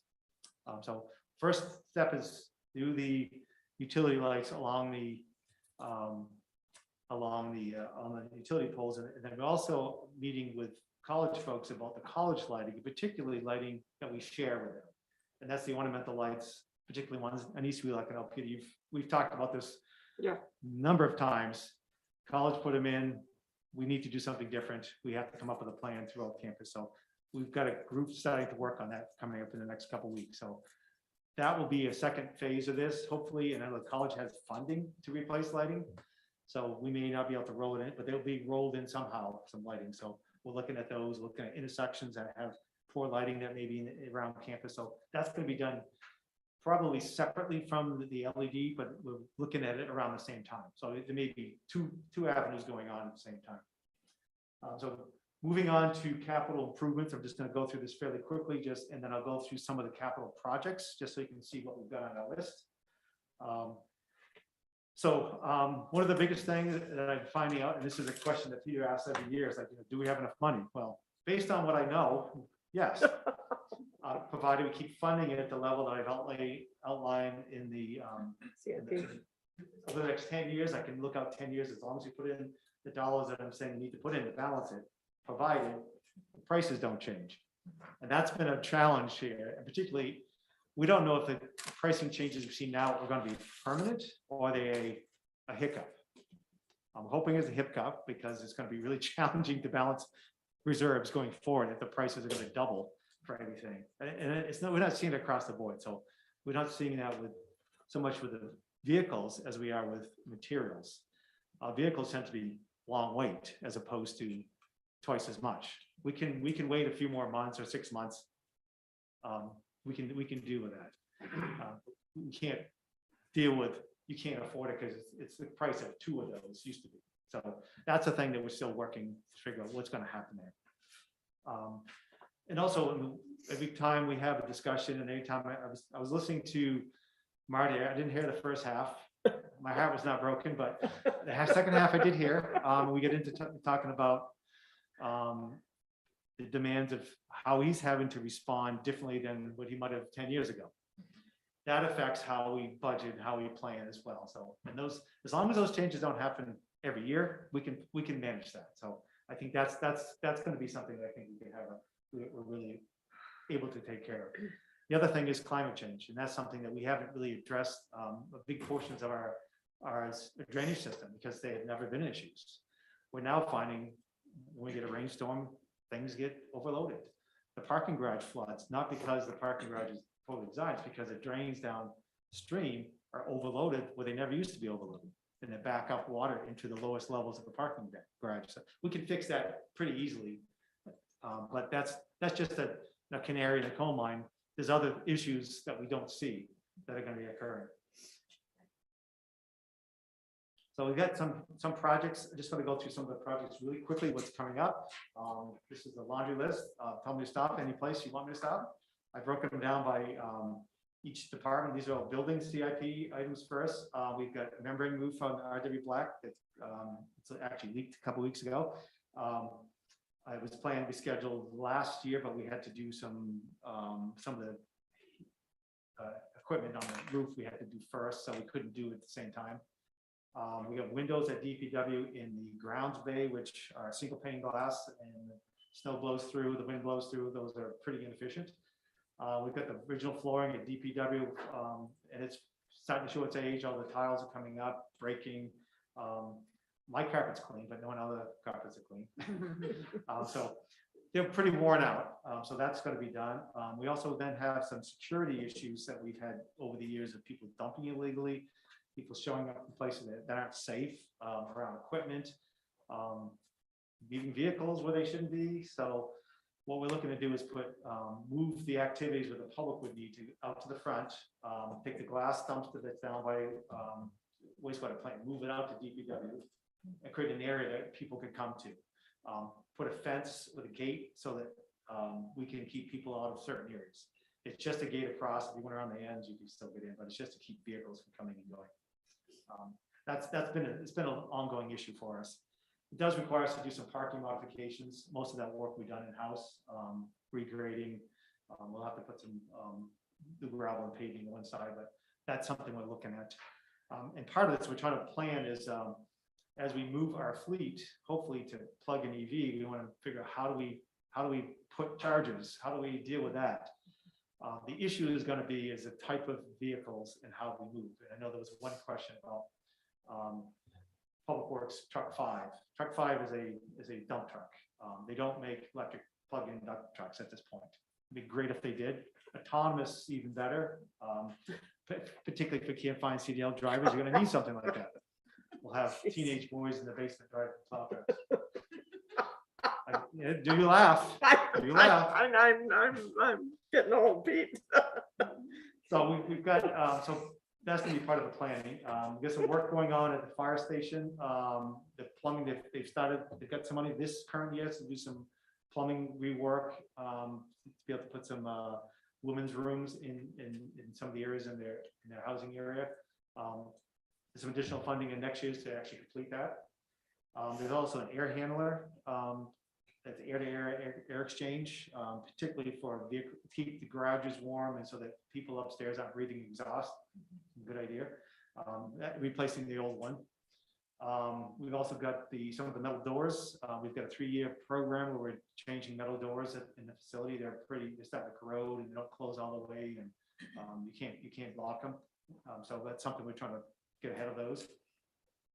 Going back to fire, utility one, Marty talked about it. It's his baby. I don't know any more details than what it's supposed to do. I don't know what it looks like. It's a pretty expensive vehicle. It's like $218,000. So I'm sure it's not just a pickup truck. I think it's probably something more suitable for to attack a fire and move water, move people closer to where the problems might be. Moving back to Public Works, we've got chlorine storage tank, which is where we store our calcium chloride. We use calcium chloride. We blend it with our brine to help change the temperature that it freezes at and actually work toward a wider range of temperatures. We also use it in the summertime for our paving and our grading. We grade roads with calcium chloride them, and we roll them afterwards, and it keeps them from washing away as easily. Keeps the washboarding down, extends the time between we have to grade, and it keeps dust down. So it's trying to factor all those things in together. This tank is basically storage for that liquid we buy on an annual basis. We have some of the undercarriage and some pins and bushings for the bulldozer. And the bulldozer, we have a small bulldozer that we use to move snow. If you ever go out to Public Works after a storm, you'll see it pushing snow in a big pile. And there's a glacier there until like August, there'll be snow back there. So it pushes out there, but also for regrading roads, if we build a road like Chase Road, moving a lot of dirt. So that's something we use in those sort of construction projects. Not something you're driving down the street, but something you would do when you're building a parking lot, building a section of roadway that you're rebuilding. So going into parking, the parking garage has got some joints that there's still some leaks in. That weren't part of the project they just completed. So there's some money that was in the budget to do, it was in the CFP already, to fix some of those areas. There's some lighting conversion there wasn't enough money in that project they just did a couple of years ago to do lighting conversions, and they're looking to change the lighting so they can control lighting in all the different floors. Also some cameras that will go in the garage as well as back here. So the dispatch can actually have some visual access to see what's going on. And also we have money to do EV charging stations, and looking at some of the federal programs that are available, and they're starting to roll them out. We're starting to get more information on the first round of funding went out part of the EV settlement, and they have to be on within a certain number of miles of the interstates, couldn't be 20 miles, well, less than 20 miles from another supercharger. So it really limited. Once you get one in Lebanon, we couldn't do anything because we were too close. And we were too far away. We were like 2 miles too far. They don't count 91 because this is New Hampshire money. Vermont doesn't count because we're in New Hampshire. So it doesn't, it's federal. This is federal money, and it might be a way of getting the money directly from the federal government, which would push the 2 states aside and let us work with a couple of the surrounding communities. So I've already had a few conversations, and I'm starting to put together I put together an RFI that we're trying to work to issue to look at EV charging in Hanover, Lebanon, and Hartford, and see what kind of charging do we really need? And see if we can find somebody who actually can move something in for us, not us spending a lot of money, but somebody else coming and managing. And one of the issues that we've looked at is a lot of the money that's coming in is really for superchargers, the fast chargers that charge your car in half an hour and get the heck out of here. We don't want people to do that. We want to come and stay and spend money. Come in here and spend some time downtown, spend some time in the region. So we're looking at Slow chargers. level 2 charges, things that you can gain, you're there for a couple hours and you can gain 20 or 40 miles of range. So it gives people an incentive to come to Hanover to shop. They park the car, they plug it in, they go shop, come back, and then they can drive to the next place or drive back home 20, 40 miles away. So that's the kind of thing we're looking at. Can we do that as a region and have a better chance of getting some money that would actually help set up a program? So that's started. And this money could actually be some of the seed money, or it might actually be something we just do independent. So that's a piece of CIP money. Let's see, I talked a little bit about, I didn't talk about that. The 911 call boxes in the parking garages have never been used, which is a good thing. But one of the things you have an issue is we have no cell coverage in the lower levels, and there have been people who couldn't get to a box, but if they had a phone, they could actually call somebody. So we're looking to do a mesh network that would actually allow a better coverage in some of those deeper buildings where there's so much steel and concrete that cell signals don't get in. So that's something that will be done as part of that project. And going into the police department, there's 2 cruisers being proposed this year. They're the detectives and the chief's cruiser. They replace those in an 8-year cycle. The other ones are a 3 or 4 year cycle. So these are actually getting twice as many miles, similar mileage, but longer lives. They don't drive every day quite as heavily. So we have a much longer life in them, but they're scheduled to be replaced this year. And moving into our utilities, the water fund has a tank on Greensboro Road that was last painted in '92. The 20 years you should be painting him. If you went and took a look at it, you'd say he was probably 10 years too late to paint it. It's pretty rough looking, but it's painting the inside and the outside. The inside actually looks better than the outside, fortunately. The outside is pretty ugly. So this will be painting both inside and out. We are working with the city of Lebanon. There was some funding, city of Lebanon and DHMC about the interconnection and being able to provide water to DHMC in the event there's a catastrophic failure in the Lebanon system. So Lebanon just received a grant to do a portion of a project, and we're trying to figure out how we fit in that, because we will use their water when we paint this tank, because we have to drain the tank and we can use their system to provide water. So there is a good reason to have this interconnect, and we'll be using some of our funds to actually help that work. Some of the SCADA systems at the water plant, instrumentations are scheduled. They're scheduled every 5 years. They're 5 years old now, and they're older equipment. This is the controls basically of the system. It controls a pump start, when air scours happen, and collect and track the data. So I'll keep moving. Sorry, I see Peter looking at the clock, so I just went to the list. 2 more things. Treatment modules for the last train from the original treatment process that we put in here. It's the last set of modules. So that'll be the end of it. That's compressor- for water, right? That's Right, for water. that's water filters. Compressor Water as well as filtration. VFDs, which are the control systems for pumps. We had a bunch of failures last summer into the fall. We had 3 or 4 of them fail all at the same time. And when we went to the vendor, they said, well, these things have like a 10-year life. Well, they're 15 years old. So we did pretty well. So we figured it's probably time to probably replace the others, so we don't have another 20 failures. And the final thing is an electric plug-in vehicle from the water fund that replaces an old Ford Ranger that will be the utility engineer's vehicle. That will allow us to jump into plug-in vehicles and a vehicle that's not frontline having to do something that's emergencies. So those are the capital projects.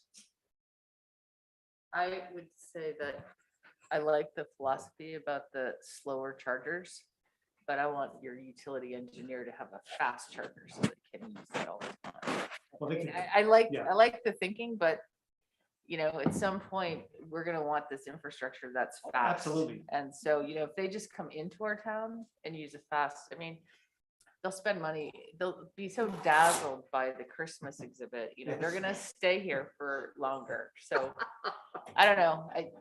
There's Some of the- a team effort going on here, Yeah. Joanna, and the state is the state VW money is funding a fast charging network, and we're looking to plug into a medium rate charging network, so we have a range of chargers available in our 3 community region to be attractive as a charging location. So there'll be a combination. a It won't be mix, all yeah. level two. There'll be some fast. In fact, the money that's coming out now is like, you have to do at least 2 fast charges and two level 2 charges. Okay. So you can actually. So there's build it- rules. Build it Nice. so it can actually Yeah. expand. And then as Okay. part of this is, you put in what you have to, and then build More later. capacity to add more if it's needed. Right. So that's kind of where we're working on. I'm just gonna break it a little bit, but what impresses me is the list that you've just done for this year. There'll be a similar list next year, Yes. and there was a similar list last year. I mean, we have to we do understand that we are a very capital, fiscal, property intensive organization. And it's just amazing to me that we now know what we need to get done, and we're doing it on a regular basis. And it just feels like we're doing our best to stay on top of all these things. And we're lucky as a town to be able to do that. There's a lot of towns that just can't afford it. Right. And we're lucky that we can, and we do. So thank you so much. And we've reserved for it. So, you know, that's the value of the reserve and commitment. How are you?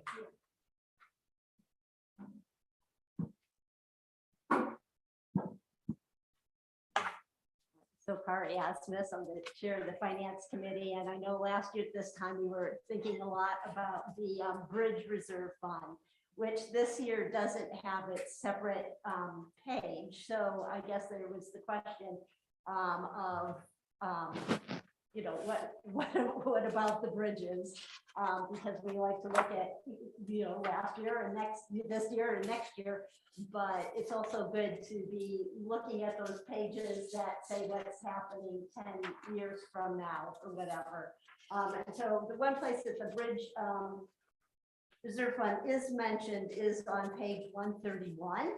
And it, you know, mentions that our last known account balance was 118,000. And last year at this time, we thought that we were going to be closing out the account as we were setting up the bonds for is it 3 bridges or was it 4?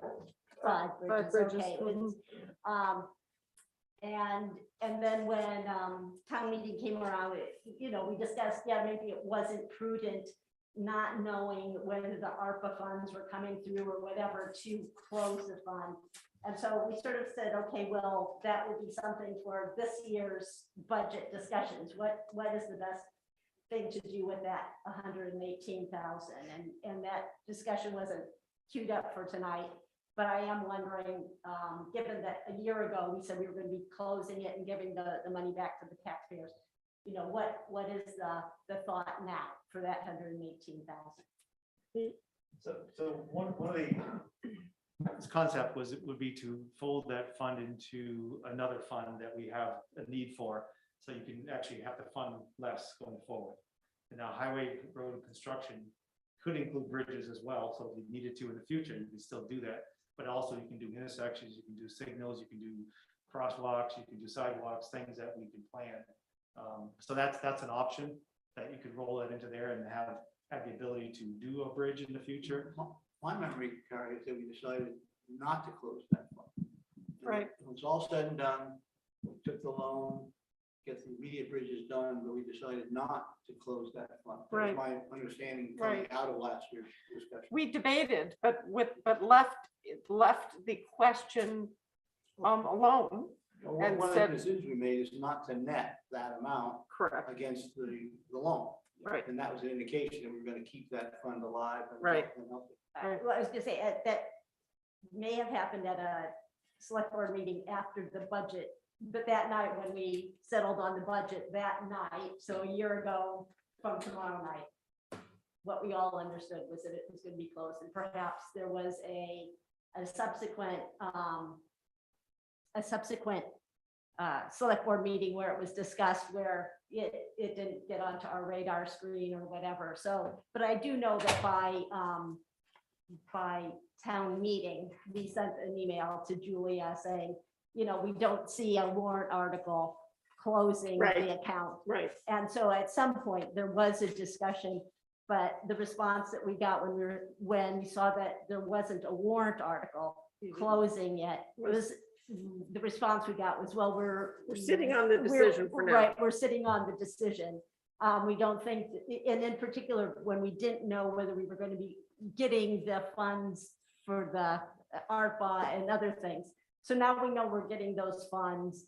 We don't know yet exactly what's happening with the infrastructure bill, right. which could also, but I just really wanted to touch base and not lose that, you know, that a year ago tomorrow night, we left the room saying, okay, we're closing it. Right. And then we heard, no, we're waiting till we get some more information that it's prudent to keep it longer. The finance committee said yes, when we have so many unknowns.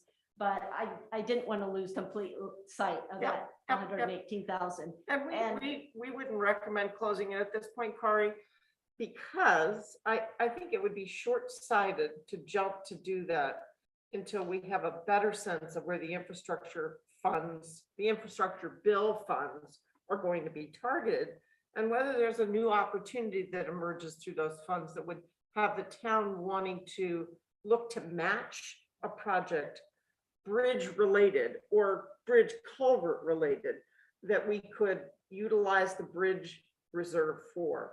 And so I think the reason we decided to hold off on closing the reserve, which is why you didn't see the warrant article appear, is that my recollection we left that last budget discussion taking that question under advisement, and that ultimately it made sense to hold off taking action, one, until we secured the loan and made a decision about the loan vehicle, but two, until we had a better sense of where the infrastructure funding might be coming from. So I think it's smart for the town just to sit with that reserve, know it's there, know it could easily be combined with the highway fund if we chose to at some point in the future, which would reduce the amount we'd have to contribute to the reserve going forward based on Pete's CIP.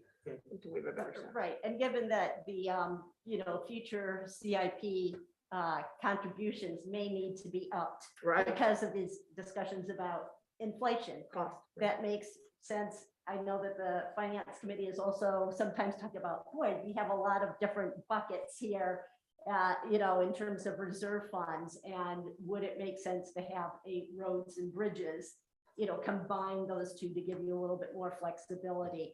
And changing the purpose of a fund is a little bit different than closing it all together and Right. so on. So again, my purpose of bringing this up was to not lose sight of it, because as far as we knew, there was a rationale behind not moving forward to closing it. And I think that it's worth revisiting what's the rationale now. I'd say then also on page 131, I had the question, the next column over, the second column from the left for the bridge. It talks a bit about PDEP bank balance, but I thought we didn't go with PDEP. I thought that we went with Right. Stoma, and it was a larger amount than the 347. That's my error. I just, when I did that sheet, I just went on the columns on the right. Right. So Oh. that's my error. Didn't change the I didn't change the verbiage. the verbiage. Yep. Okay, so it's, I but just changed numbers, I didn't change. The numbers are updated, but we didn't edit the verbs, the wording. okay, I'm sorry, so, but even the bond, I didn't know that that was going into the reserve fund. The bond funds, and it was more than 347, so I'm sorry. Oh, okay, well, it's showing that it's part of the balance. No, so I'm, yeah, Right, see, and that's what I'm saying is it's my error, and the only thing I need is what's highlighted in yellow. Right. okay. Didn't Right. change anything else on the spreadsheet. Right. Okay. right. So, but then where it says projected balance for fiscal year 2023, should that still be 118 then rather than 450? And I know that's not yellow, but I would have to look at it. okay. It would just be, good again, because, when it comes to all these other pages for all the other reserve funds, the bridge fund is missing. And, so it's very difficult to track what's happening with the bridge reserve fund. I guess the other question that I noticed this year, and I thought that was a good addition, was that there are some of the pages at the top say bond. So bond, general fund, bond, fire, etc. And I think that is from over the years, some of the really big ticket items in the CIP that the policy suggests should be bonded, not reserved for, have been pulled out. But I would say that when it's spread out like this, it's difficult to look to see what are we looking at sort of over the longer term. Like if you're on one page, you can see that maybe there's a bond for the fuel island in fiscal year 30. But then you have to go some more and like, oh my gosh, and now in 30, we're talking about bonding for the fire. So it would almost be, very convenient to have a spreadsheet where, you can just at a glance see over the next 10 years, what bonds are we talking about doing and see whether, we want to spread them out. And as we continue to look at what's happening with the interest rates, I mean, one of the things that was so compelling about the bond that we just took out was the lending environment. So I just think that if we are, thinking and looking more at bonding, that is something that, we want to keep an eye on, as they approach, as opposed to just, sort of coming up one year and it sort of taking us unaware. So again, the bonding and the reserving and everything is something that the finance committee has been interested in. And, to the extent that we keep things as straight as possible, that helps us keep an eye out on, what's coming, what's on the horizon. Should we make that merge like for this town meeting? For I this would, warrant? I wouldn't do it, Joanna, yeah. Don't merge the bridges with the roads. I wouldn't do it yet. Just wait. Personally, I wouldn't recommend it. I think we're better off to wait till we see what infrastructure money may come our way. Okay. It doesn't give more flexibility. No, because we still need an appropriation from the reserve anyway. Whether it's one reserve or another reserve, town meeting would still need to appropriate it. So it doesn't really matter where the money is, but there may be some value to having it earmarked as bridge money for purposes of providing a match for a future federal project. Okay. Okay, thank you. All right. Peter, where were we? We were, the last thing on capital was to try to tell you how this chart works. Yeah. So the. Peter, you need to move the mic back. Oh, sorry. So the purple lines are expenditures.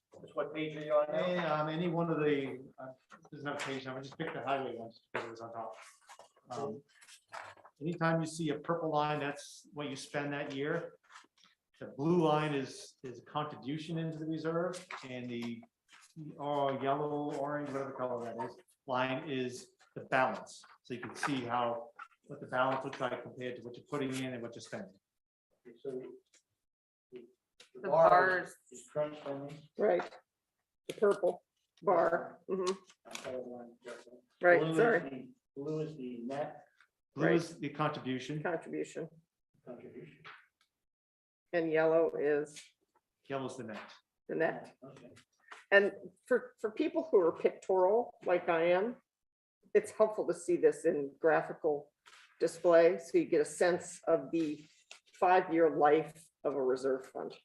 Just so that the public understands, we have, I don't know how many pages here, 20 pages plus, identifying all the different reserves, for the different capital assets we have. And this has been an accumulation of many, many years of effort that is more and more refined every year. So I was just wanting to get an update on how this graphics work. Right. Maybe someplace you should show that somewhere, just what the lines mean. The key. Sure. Mhm. Okay, so I get it now. I keep finding things I should have done after I do them, after it's already posted. Like I should have checked the text and I submitted to Tina before I gave it to her, because there's a lot of typos. All right, thank you. All right, moving on to buildings. So buildings, similar issue with staff, they're getting older. We have it. And we have a smaller group there, so it's when one person is out, we feel it more. Right now, we have one person out. It's really been tough for one person really running around all the time. So, and we have it happen with custodians. If one's out, sometimes it's two out, and then we've had to actually hire temporary services, go to vendors because we just couldn't keep up. Bigger challenge is, I mean, this is something we just noticed, we budgeted more money in the budget for fuel. And already it's way under what we're seeing pricing now. So it's like, okay, that's a challenge already. It's the pricing, for instance, for propane, we budgeted $1.75 a gallon. We've been paying like $1.05. We got a quote 2 days ago, was $2.48 for the same thing. So that's like 150% higher than it was a year ago. I'm hoping this is not keeping going, but it's going to be a challenge if these sort of things keep going. And one of the questions that Peter asked is energy costs. Fortunately, for our buildings, we've moved a lot of our buildings away from propane and number 2 fuel to heat pumps. We still have a few left. We have 2 big buildings left, DPW being one, the other being the police station.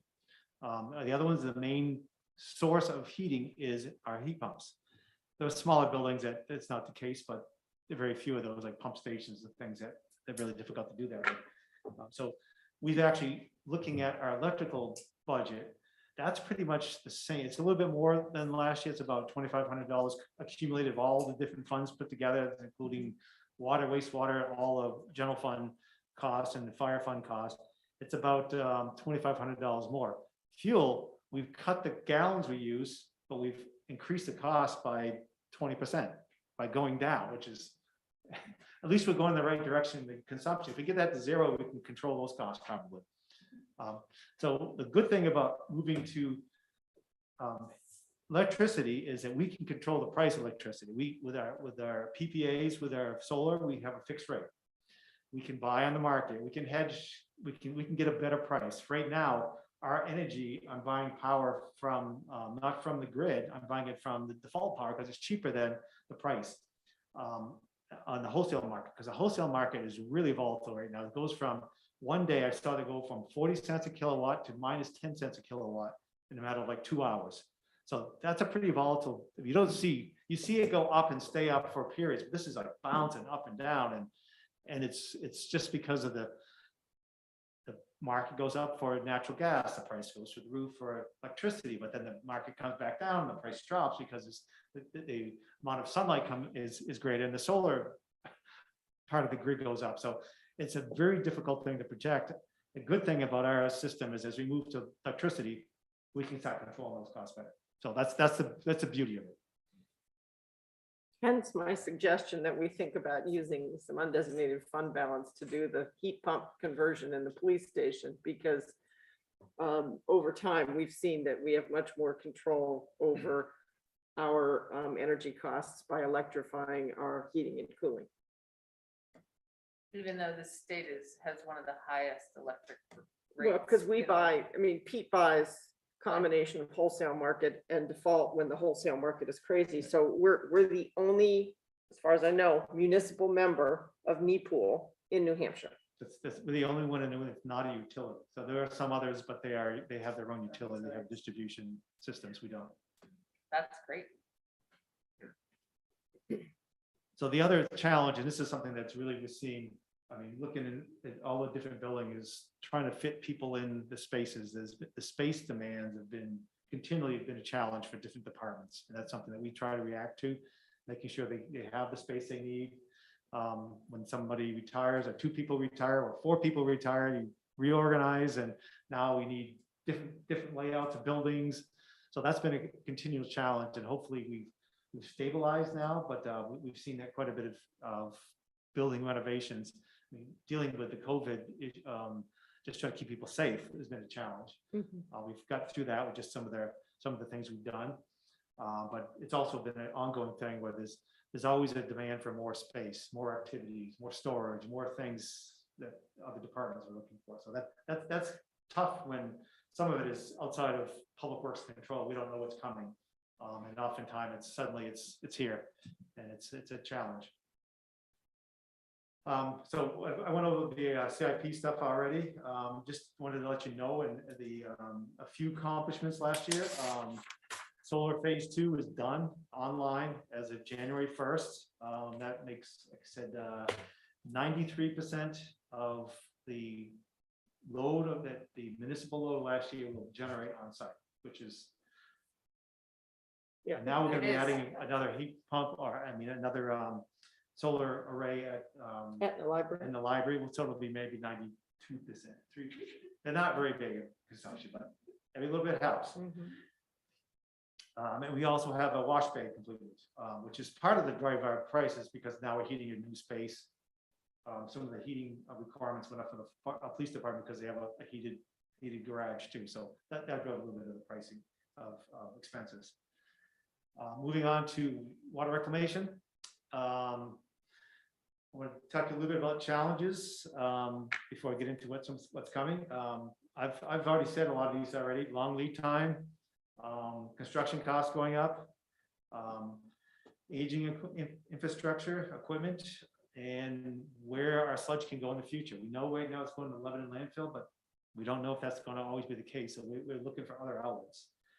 We're expecting our NPDES permit to be renewed this time next year, sometime February, March of 2023. There will be nitrogen limits in it.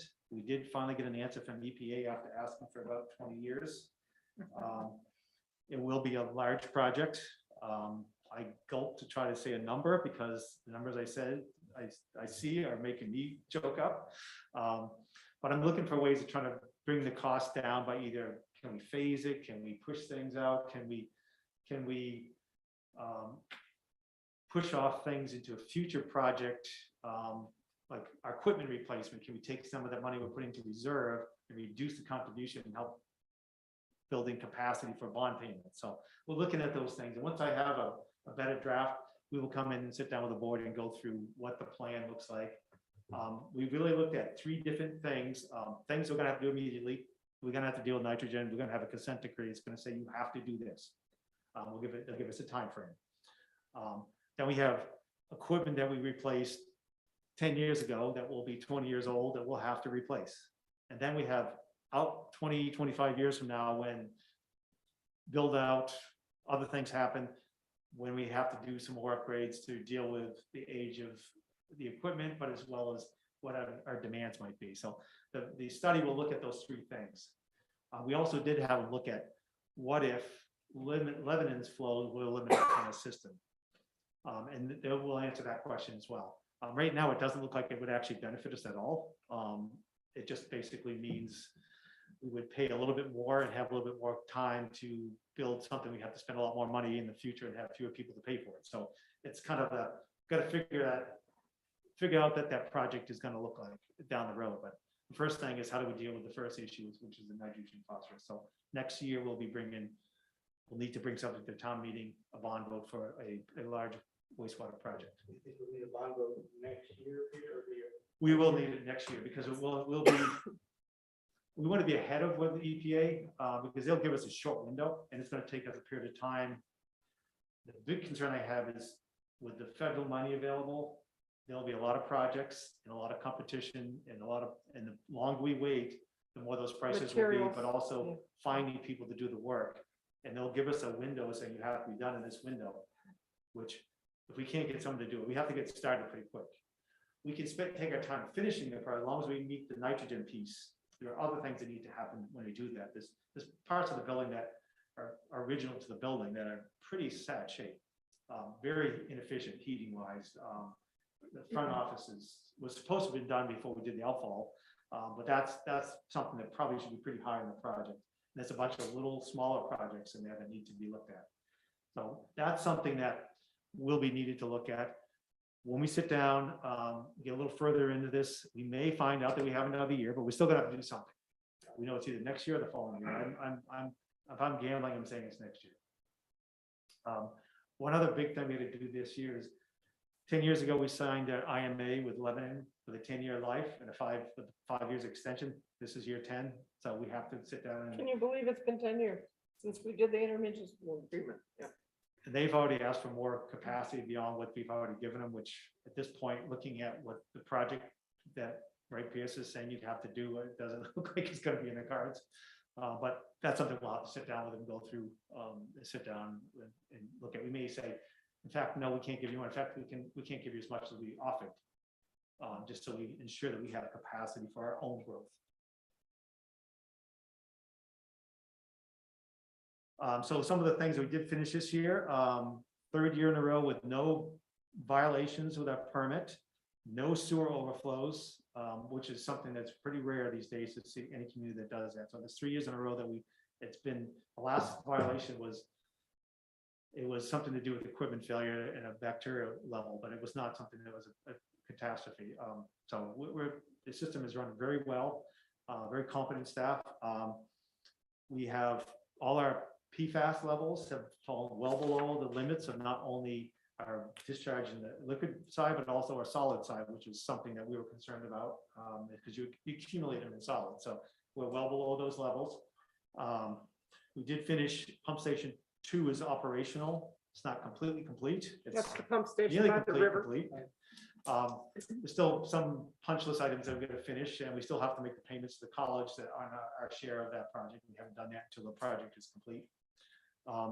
We did also put some of the aeration equipment that we actually had some equipment that was failing over the last 3 or 4 years. We now have them all reinstalled and operational, so we have a very stable system, so we can continue to meet permit from that. So those are the wastewater things. I'll move on to water.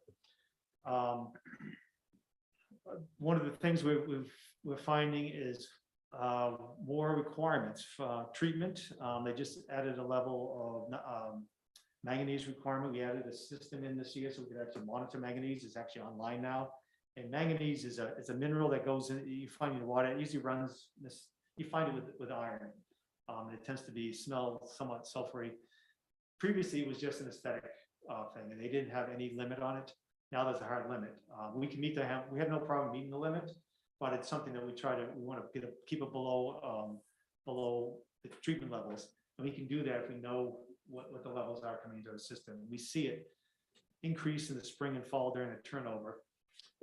And we also started to see it accumulate in parts of the pipe if we don't deal with it. So we had an issue last fall into the winter in the Dresden area, and that had to do with disinfection. The disinfection levels, because the temperature of the water dropped. We were over chlorinating, which caused the water to oxidize manganese in the system and precipitate it in people's tubs and their sinks. And There's a lot of activity on the list on our local listserv. those were legit complaints. Yeah. So this is a way that we can find it before it happens. And we didn't have that ability in the past. It was basically if you do a test, and the test was a jar test you do once a week, and that's certainly not going to help you if it's happening right now. And then we have a treatment process already in place. It was always been in place. It's just we didn't run it because we didn't need it, and you only run it when you need it. It's a potassium permanganate, which basically oxidizes that manganese, and we can filter it out. If you over add it, the water turns pink. So it's a delicate balance. So we're trying to keep it, I keep the water think from being people pink. like pink better than brown water. I don't know. We would be getting complaints about that too, because it's a chemical. I mean, it's. No, I know. One's a mineral that's natural in the environment. The other one is something you add as a chemical. So challenges, average age of distribution system is greater than 70 years old. I mean, this is not the first time I've said this. 10% is over 100 years old. So that's a pretty good segue to my next section is we did finish paying off the first loan that the Hanover Water Works Company had back in 2000, which has a bonding capacity of about a $5.3 million bond. So this year we took that money and we stuck it into reserve so we could keep the bonding capacity.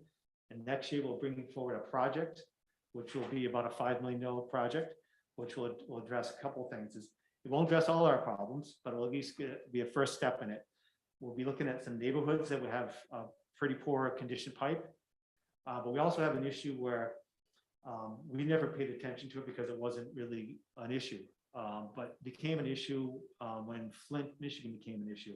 Any place that has lead in your system now has to remove lead.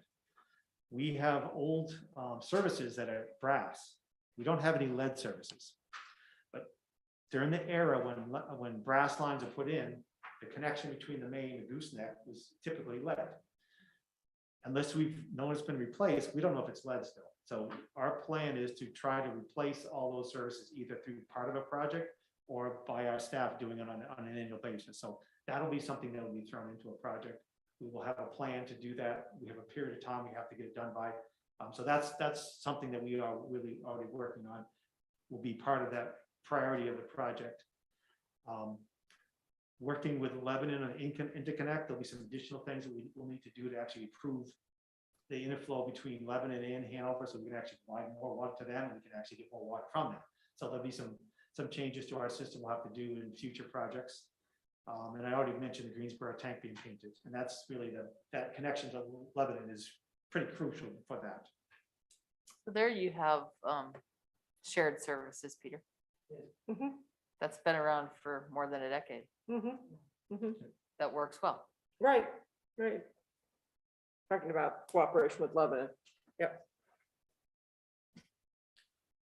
So some accomplishments, we've completed the secondary chlorination in the Greensboro. So basically, Where you going? So with that project coming down the pipe that extremely, hoping that the bonding capacity they were finishing will pretty much cover that bill. yes. Right. So we're looking at Right. Yeah, the idea is we plan sometime later this spring to bring forward a proposal of a plan for next water year. rates will hopefully not be dramatically impacted. They would not be impacted by this project. They're already built in, is that bond? Correct. I promised you, Peter, when we finished paying off these bonds, that would be the time when we would jump on the secondary water line upgrades and other things, but And when about the time we finish that work, will be the time where the other bond we paid off, we can jump into another project, about 8 or 9 million, somewhere in there. So Okay. it's a pretty significant, and without great impact. So that's a pretty significant future investments we can be looking at. So projects we finished last year was secondary chlorination. The Greensboro zone is the far end of the system, and in the summertime, we try to keep our chlorination at the minimum level possible to be safe, as well as you don't want to add too much. But if you look at the time the water sits in the tank that feeds Greensboro, sometimes the residual is almost zero. So we put in the system last summer to allow us to get a little bit in during that time frame. So that would keep us from having issues on that part of the system. PFAS has been zero in all our tests. I mean, we've had absolutely no of those contamination. nasty organic contaminants, which you can't really remove. You have to find a different source. You can filter, and then the filter becomes a contaminant. So it's really a difficult thing to deal with. Unfortunately, we have not had that issue. So is it safe then to deduct, and maybe not wood at the same time, or deduce that our water supply, which is protected lands around Trescott, our reservoirs, Pristine, are in good, PFAS. Pristine. PFAS pristine? Yes, provided somebody doesn't decide to burn it and put it up in the atmosphere. And that's where Right. some of the places have found is actually not because It's of emissions, the ground it's air emissions. emissions. Yeah. Goes up in It's the air, then it particulate. falls downwind and ends up in their water supply. Hopefully, we don't see that. Interesting. Thank you. That's what I got. Anything, any questions? Hard. It's a lot of stuff. Well, you listen, I know this is a lot that Peter gives you, but it's if nothing else, you have an appreciation for all that's going on through the Public Works Department. Most citizens experience them through snowplows and paving and sidewalk maintenance, and there's a whole lot going on underground and behind the scenes that doesn't get talked about very often. That's crucial. Yeah, so I am following up on a question that I guess Kim Hartman, our school board member, asked at Tuesday's meeting. I wasn't there. So maybe Bill or Julia has a better sense for the question, but I think that had to do with the expenditure line item for the water or the water utility fund, showing that their pilot or payments in lieu of taxes is going up by 3%. But the amount of money that is budgeted for the schools to receive is not going up by 3%. It's going down by some percentage.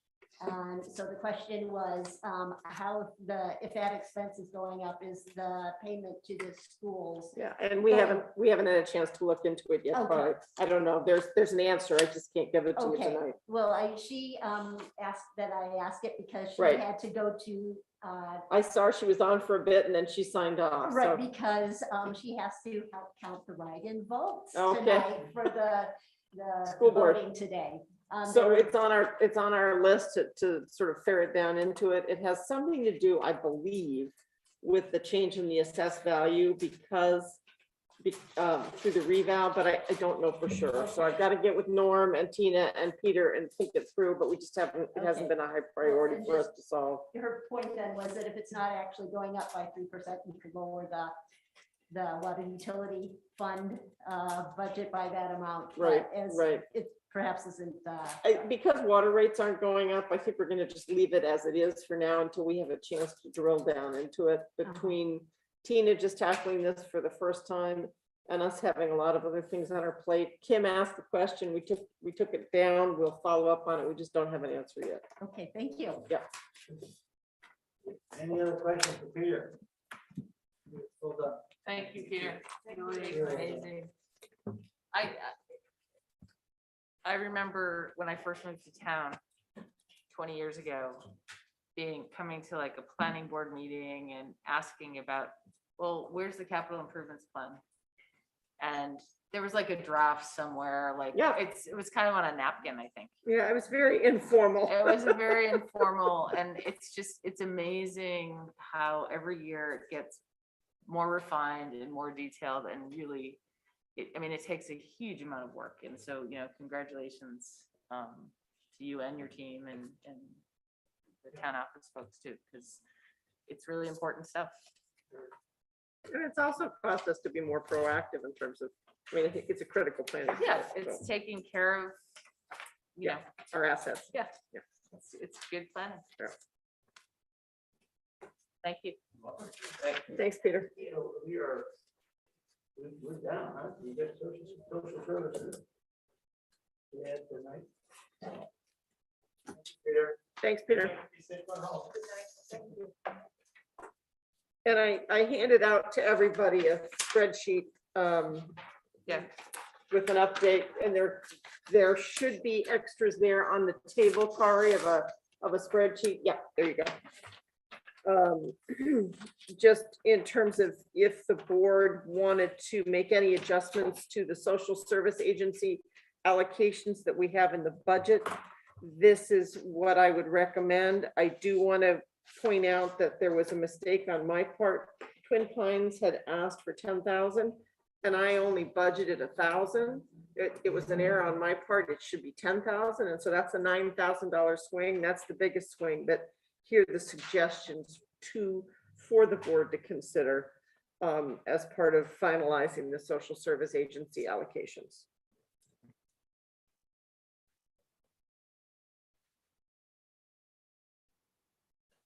this looks good to me. with the net amount that would need to be added if the board's That's comfortable with 18,900. this, which is 18,900 additional expenditure. And all I did was take Tri-County cap up a small amount beyond what we agreed to fund last year. Peter, I know we talked about this. I spent some time going over the Tri-County cap methodology for calculating the amount of money they were asking from each community. It's a interesting and somewhat challenging formula to assess. And after a half an hour of noodling over various and sundry ways of calculating it, I said, I'm I think not I know gonna the get. right answer. I think I know the right question to ask them next year. Yeah, yeah, And purely if their services, the services they provide are in proportion to population, right, then their formula works. right. But in our case, They're not, it's just not, it's not accurate for Hanover. right, right, So we need to get better data to know what's our fair share. right. And I'm not gonna resist the vibe. My guess is that's high, to be honest with you, but that's okay. Yep. I think next year we need to ask them the right questions. Right. So we have the right data to make the right decision. Right, right, right.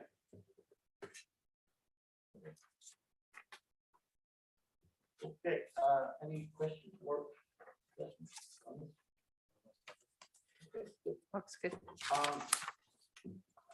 It is something or other. You want to go for it, board? In terms of wrapping up the budget tonight?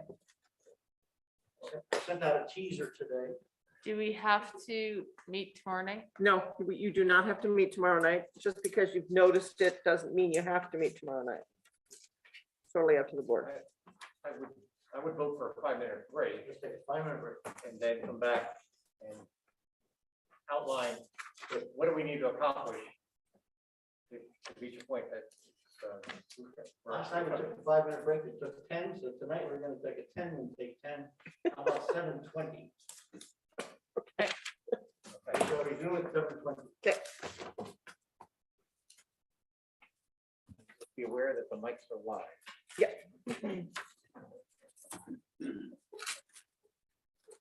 Let's let some chips. Does anyone want some more?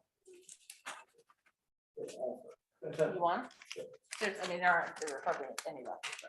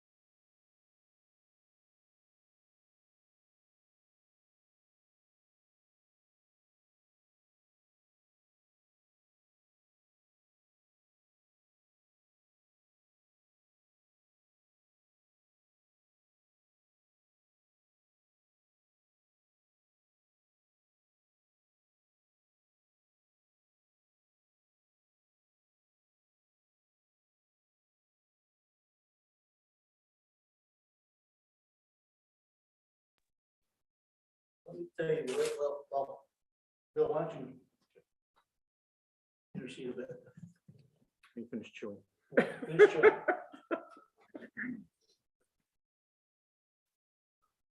So I think, Peter, you raised the issue of could we wrap up tonight? Yeah. Which has a lot of merit to it for one less meeting. But the reality is, I'll just speak for myself. I think I understand where we're at, but I need to review it, as which will be your intent to do it. But we also need to make sure we're double checking the numbers with the staff. And also, that we've had, which is the obvious challenge of Zooming with the Hanover Finance Committee meeting, members, they weren't able to attend except for Kari. And then one of our members, Kim, who has been very active and is in conflict with the school board vote, which, everyone's busy. So my point would be, I would recommend that we review over the next, X number of minutes to try to update what's changed since last night. Where are we? What should we be double checking? Give the staff a chance to review, give the members of the Finance Committee an opportunity to make sure they have the updated numbers. And then everyone can ask their questions tomorrow night, and we'll be more comfortable, I think, than we are at the moment. I agree completely. So let's do that. Okay. I agree too, just in case you were wondering. I also, Okay. yes, I also. I'm just giving you a hard time. I deserve. Carrie will just, Only looking to the left. Carrie will just want to know if you want us to have food for you here tomorrow No, night. So just, No, okay, no, no. okay. It was Good. very So, nice for the past couple of Reading nights. Thank you. sort of going through the budget last night and tonight, and my sort of sense as to where the board was heading, I threw out a proposal, I threw out a proposal, red herring, to see if I had it right. My sense is that we discussed, we offered up last night the possibility of adding 10K to do a logo. We got a request today from the Goose Pond folks for $1,000 to help them in their Lake Coast work, which I program. think is appropriate, especially with Canaan contributing to that as well. I think given the health of the undesignated fund balance, I think it made sense to take advantage of the other one-time expenses in this budget to move them out of the undesignated fund balance. And those were the Move them into the, move them in, take Take the money out of. the undesignated fund balance, out of the budget and out of the operating budget and from the undesignated fund balance. And the ones that were was the website for 45K and the master plan consultant for 50K. I think we also wanted to get on with the compensation plan assessment, which would add 30K. Peter, Yes, sir. that's a page you're reading. What page are you reading off of that we It's inserted the one into? that, it's the one that Tina gave us tonight, Mark 29. Okay, just, Page number 29. It's this one. Yeah. It's just showing the impact. What she did on this sheet was show the impact on the undesignated fund balance. yeah, I'm just trying to make sure everyone knows what page we're on. Right. And then we added some additional funding for the social services tonight of 18.9. I think those are the changes that I thought were kind of the sense of the meeting from last night. So what's not on here is the logo. Would that come out of the? I'm suggesting we add 10K Yeah. to the In the- operating budget. Coming out of the operating budget. For the Oh, operating. Right. Operating. Okay. And we also Versus don't have, undesignated, even though it's a one-time expense, in terms of consistency. If the, Sure. You could fund that from the undesignated fund balance, yeah? Okay, With the 10,000, okay. yeah, so that's the only other change, Peter, which doesn't impact the budget or the undesignated fund balance, is increasing the Brissette fund revenue in Correct. and revenue expended. And that we're gonna be budgeting $485,000 in Brissette funds revenue coming in. Actually added that in. And we're budgeting the Yeah, appropriation. it's a wash. Yeah, it's a wash, So it's but in count. FYI, that's And- another, So it's actually the 180 plus. the difference Something. between 40, To bring us to the total of it. 305. right, Even though we You only have plans for 140,000. Correct, and then what I did is I put it on the expense side for, Undesignated. for whatever projects. Right. Yeah. Unanticipated, the community benefit project, right, to wash for the And where's the Goose Pond going to come, show up? Someplace in the operating. $1,000. So the things that are added to the general fund operating budget as tax and impact the tax rate are the Lake Host program for $1,000 and the social service agency increase of 18,900. The items that are going in the Goose Pond, $1,000. Right. I heard 4. Sorry, 1,000. So 2 items are being added to the regular old general fund expenditure budget, 1,000 for Lake Coast and 18,900 to boost some social service agency funding. Then we are funding from undesignated fund balance. So they're being added in, but they will be paid for not out of the tax rate, but out of undesignated fund balance. Comp study for 30,000, the website reboot for 45,000, the master plan for 50,000, and the logo design for 10,000. And the solar array?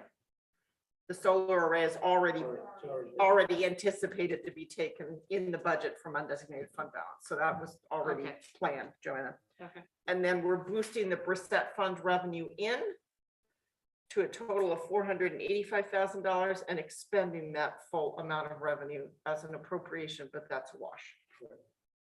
So that's the sum total. That was my sense of where we were coming out of last night. But Would you be willing to write it down again for tomorrow night?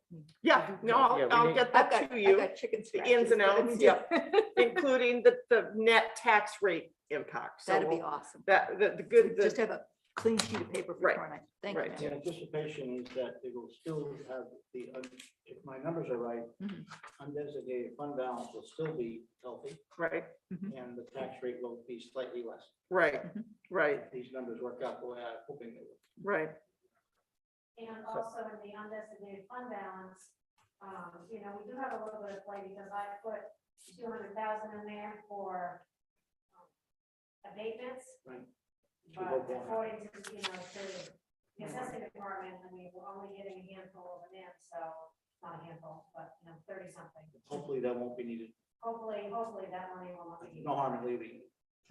And the tax rate's going to come down by not quite 1%. Because what we have in the budget right now as tax expended are the website for 45,000 and the master plan for 50. So we're reducing by $95,000, but we're adding back in the social service agency funding for 18,900 and the Lake Coast program for 1,000. So it's about a $75,000 reduction, which is about a little bit less than 0.75%. Because 1% is $107,728. That's what I'm at. So whatever we end up with as the updated sheets, what I'm asking is to make sure as soon as you can get it To the finance done, committee. cleaned up and comfortable with your numbers, Right. to send it out Yep. to the Hanover Finance Committee. I mean, you can hand it to us tomorrow night, but that way they have a chance to look at it. And obviously, if technology challenges continue like they did tonight, I would encourage if any of the Hanover Finance Committee members have questions and make sure they get them to Kari or please come in person.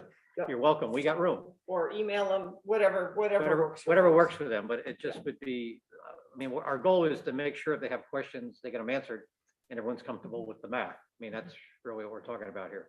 Because I don't think there's any major concern. Carl, you've been very, thank you so much for being here every night. And, any impression at this point, any comments at this point? Well, I missed Tuesday's meeting, so Bill may have a better sense than. When you talk about you missed, that was the, Finance committee. The Hanover. finance committee Last week. meeting Yeah. last Tuesday. Yeah. However, the feedback that I got, back was sort of as you summarized, Peter. I mean, it doesn't look like there's a lot of new money you know, in this budget, a lot of it is, program maintenance, carrying things forward. You know, we haven't heard, you know, from the public that somehow people want to start seeing potholes or, you know, anything like that springing up in our roads. So it sort of seems like we've, you know, been in a pretty good balance. And this budget seems to carry that balance forward. I think that you are right to, anytime that it looks that the undesignated fund balance is going to be in excess of 15%, to go ahead and use it for a one-time costs, you know, as much as you can, because that essentially then is not taxing the public in addition, you know, to what you're already holding. So I think that is a very on mark decision. And, you know, I would even say that if between now and tomorrow, you find out that there's, think of some other one-time expense that would fit in to using the excess undesignated fund balance, you know, getting the tax rate even down a little bit more, you know, would not hurt. But certainly, you know, everybody is recognizing the challenges that Upper Valley employees or employers are facing in terms of hiring and keeping staff happy. We understand inflation's hovering around 6%. You know, it's a challenging budget. And again, it seems that you're, you know, maintaining program, maintaining that balance. And that seems to be, you know, what we're hearing that people would appreciate. Thank you. Great. Okay, so I think we can close the budget hearing and adjourn till tomorrow for that one. Pick that up again tomorrow. Administrative report. No, nothing since yesterday. That's what it is yesterday. Nothing. I have nothing. Any other business to come? Eric, you might be in the wrong building. You're in the, Eric, they're over at the community center. As you sat down, I thought, does Eric want to be at the planning board meeting? This is select board. Yeah, they're over at the community center. Because He we're wanted having, to come for select board. oh, you did? Oh, No? What? No. planning board is hearing the zoning amendments. He wants the zoning. Yes, Yeah. yeah, so over at the community center right across from the high school. Because we're doing our budget hearing tonight for the select board, we took this room and the planning board got bumped down to the. Yeah, they're starting. Was it What time is it? 7:30 or 7? Okay, that makes a lot of sense. Yeah, sorry about You're that. welcome to participate here. We're closing down soon. Okay. No. Hearing none, I hear a motion for adjournment. Also move. Eric, are second. you walking? See you guys later. Are you walking? Yeah. Do you need a lift? I could lift you. Yeah. No. Yeah, but it's snowy and. We gotta adjourn then. Yeah. All those in favor of I'll clean adjournment? up. You All gotta right. go.